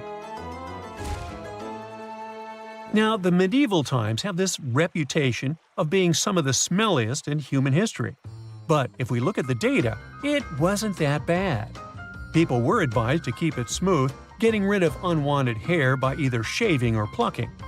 Another technique was to put together a mix of crushed needle seeds and vinegar and slather it on the skin. Think of it as an ancient body scrub. As for hair, doctors suggested washing it, but not too often, just once every 3 weeks. The preferred method? A good scrub with water and herbal blends. Daily hair care involved combing, sometimes with powders made from sweet-smelling flowers like rose petals. For laundry duty, our medieval ancestors tossed clothes and linen into a tub, river, or stream. To really amp up the cleanliness, some added wood ash to the water. Women often took laundry to rivers, where they would stomp on clothes or beat them with a wooden bat until they were done. In fact, the washing enthusiasm got so intense that it led to some serious public health issues. One story goes that in the 1400s, an English city put a ban on washing clothes at town conduits because it became such a mess. When it comes to laundry, though, people that lived through the Victorian era really overdid it. For starters, it was a multiple-day project. Manuals then suggested letting clothes soak overnight as the first step. The next day, it was a complete process of soaping, boiling, rinsing, drying, starching, and ironing. Sometimes they even had to repeat these steps. To keep whites looking brand new, women had various stain removal options. For instance, sour milk was said to work wonders in removing iron rust. Every wash also involved a bluing stage. White clothes were boiled or scalded with water that had a touch of blue dye. This made yellowing clothes look whiter. Interestingly, you can still find bluing products for laundry today. Another manual gave tips on bleaching clothes. Cotton could be bleached by soaking in buttermilk or adding turpentine to the first wash. Muslin fabric needed a chemical mix after the initial soap boil, followed by sun drying. At about the same time lived one of the most beautiful women in history, Sisi of Austria. She became renowned for her personal hygiene and self-care routines. Her most recognizable attribute was this thick chestnut hair with an incredible length, down to her feet. It took her 3 hours per day just to manage it. Every morning she'd have a cold bath, a massage, and then she'd sit down in a chair for hours, letting her hairdresser do her job. Sisi's skincare regimen was equally as outrageous. Obsessed with keeping wrinkles at bay, Sisi put crushed strawberries to her hands, neck, and face. She also slept with a custom mask on, lined inside with pieces of raw veal. The woman also spent time in warm olive oil baths to keep her skin soft, and for everyday bathing, she used distilled water. Sisi also made it a habit to sleep without any pillows, because she believed it would benefit her skin. Kind of obsessive, wouldn't you say?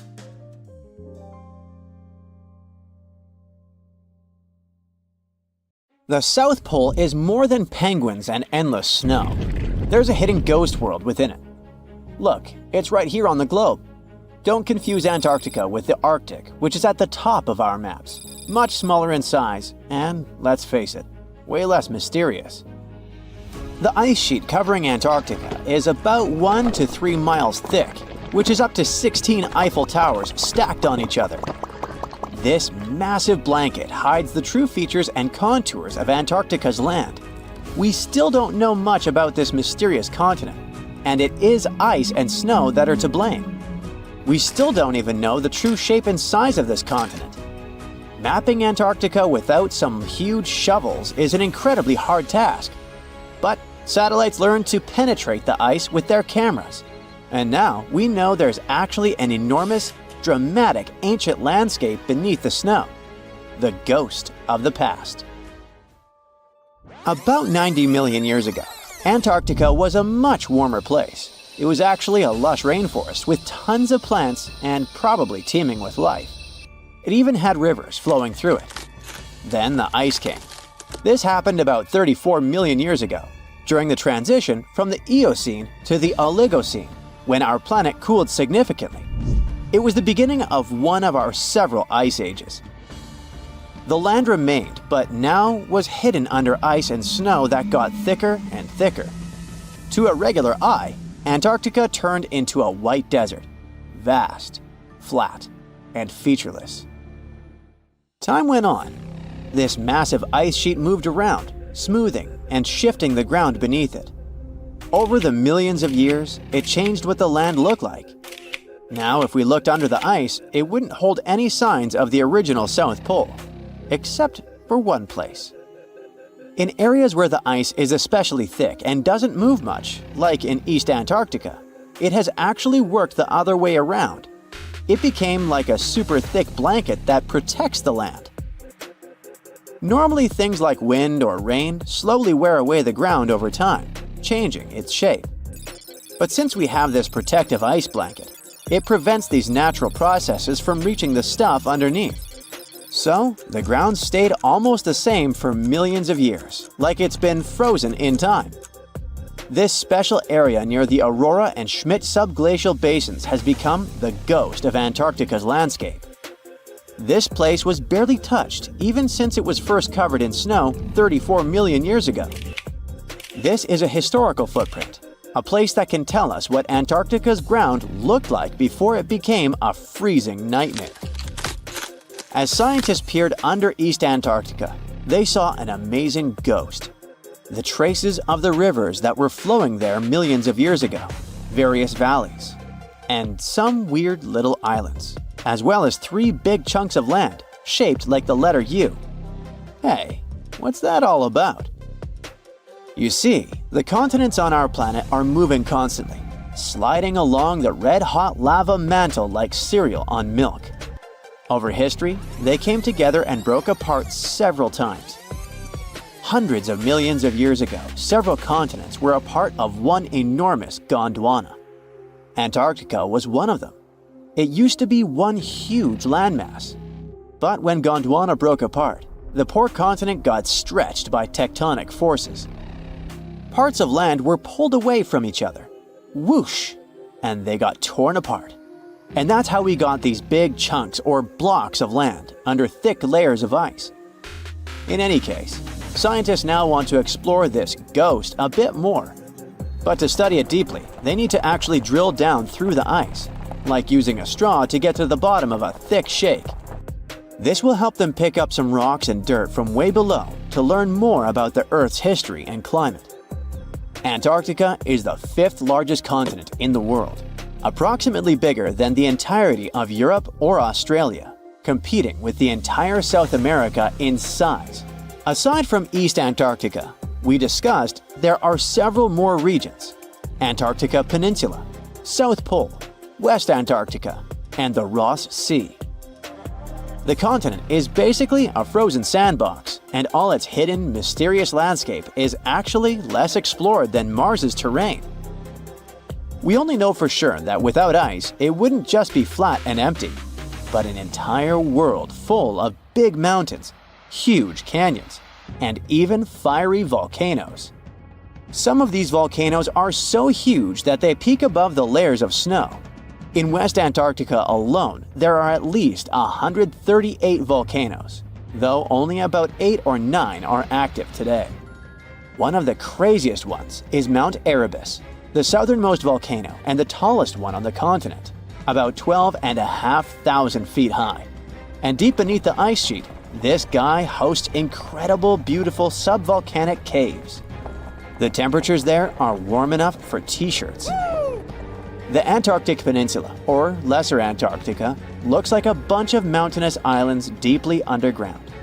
It has newer volcanic rocks that are part of the Pacific Ring of Fire, which is like a giant circle of volcanoes and earthquake zones around the Pacific Ocean. The Greater Antarctica is a huge part, almost as big as Australia. It consists of East Antarctica and the South Pole. Beneath the ice, it's a place of rocks that have been around for a very, very long time, including the special zone we mentioned. You probably know that Antarctica is nearly devoid of humans. No wonder, with a mean temperature of about -46 degrees Fahrenheit. But even though this place is horrifyingly cold and deserted, life still clings on. You guessed it, in the underworld. In 2017, scientists found DNA traces of algae, moss, and even possibly unknown small animals in the deep caves. That means that even in such crazy conditions, there are still unique ecosystems thriving in little isolated warm pockets beneath the snow. There was another incredible find beneath Antarctica's Ross Ice Shelf, a lively ecosystem vibing within an underground river. Scientists have long suspected that Antarctica's underworld should have some freshwater lakes and rivers. One day, a satellite spotted a groove there. They decided to explore it and used a hot water drill to melt their way through the ice. As they reached the underworld, they dropped a camera into one of those hidden fresh rivers. And at first, they thought they'd find just some rocks or something. But instead, they stumbled upon hundreds of amphipods, tiny shrimp-like creatures. Little ones instantly swarmed around the lens. Shrimps blocked the camera and scientists couldn't check out what they wanted to. Pretty funny, but at least that means that there really is an important ecosystem deep within Antarctica. Now, they're gonna explore it. And all this is just the beginning of the mysterious underworld. Antarctica's snow also hides the deepest canyon on Earth under the Denman Glacier. Well, Mariana Trench is still the deepest point on Earth, but it's a part of the oceanic crust, geologically speaking. Also, in 1958, explorers found a huge mountain range under the ice, as big and tall as the famous Alps Mountains. The range stretched for about 745 miles with peaks as high as 1.7 miles. And all this magnificence is buried under tons of ice. Who knows what else we might find there? Antarctica holds about 60% of our entire planet's fresh water, which means it would be pretty bad if it melted. For example, there's this Doomsday Glacier, officially known as Thwaites Glacier. It's a huge ice formation, about the size of Florida, and it's melting right now. Every year, the sea levels rise by 4% because of it. If this guy melts away completely, the sea levels all around the world will increase by 2 feet, which might not sound like a lot, but it would be catastrophic for coastal areas. Luckily, researchers have found that even if its ice shelf were to collapse in the next 50 years, the glacier itself wouldn't retreat as quickly as they feared. It's still losing ice rapidly, but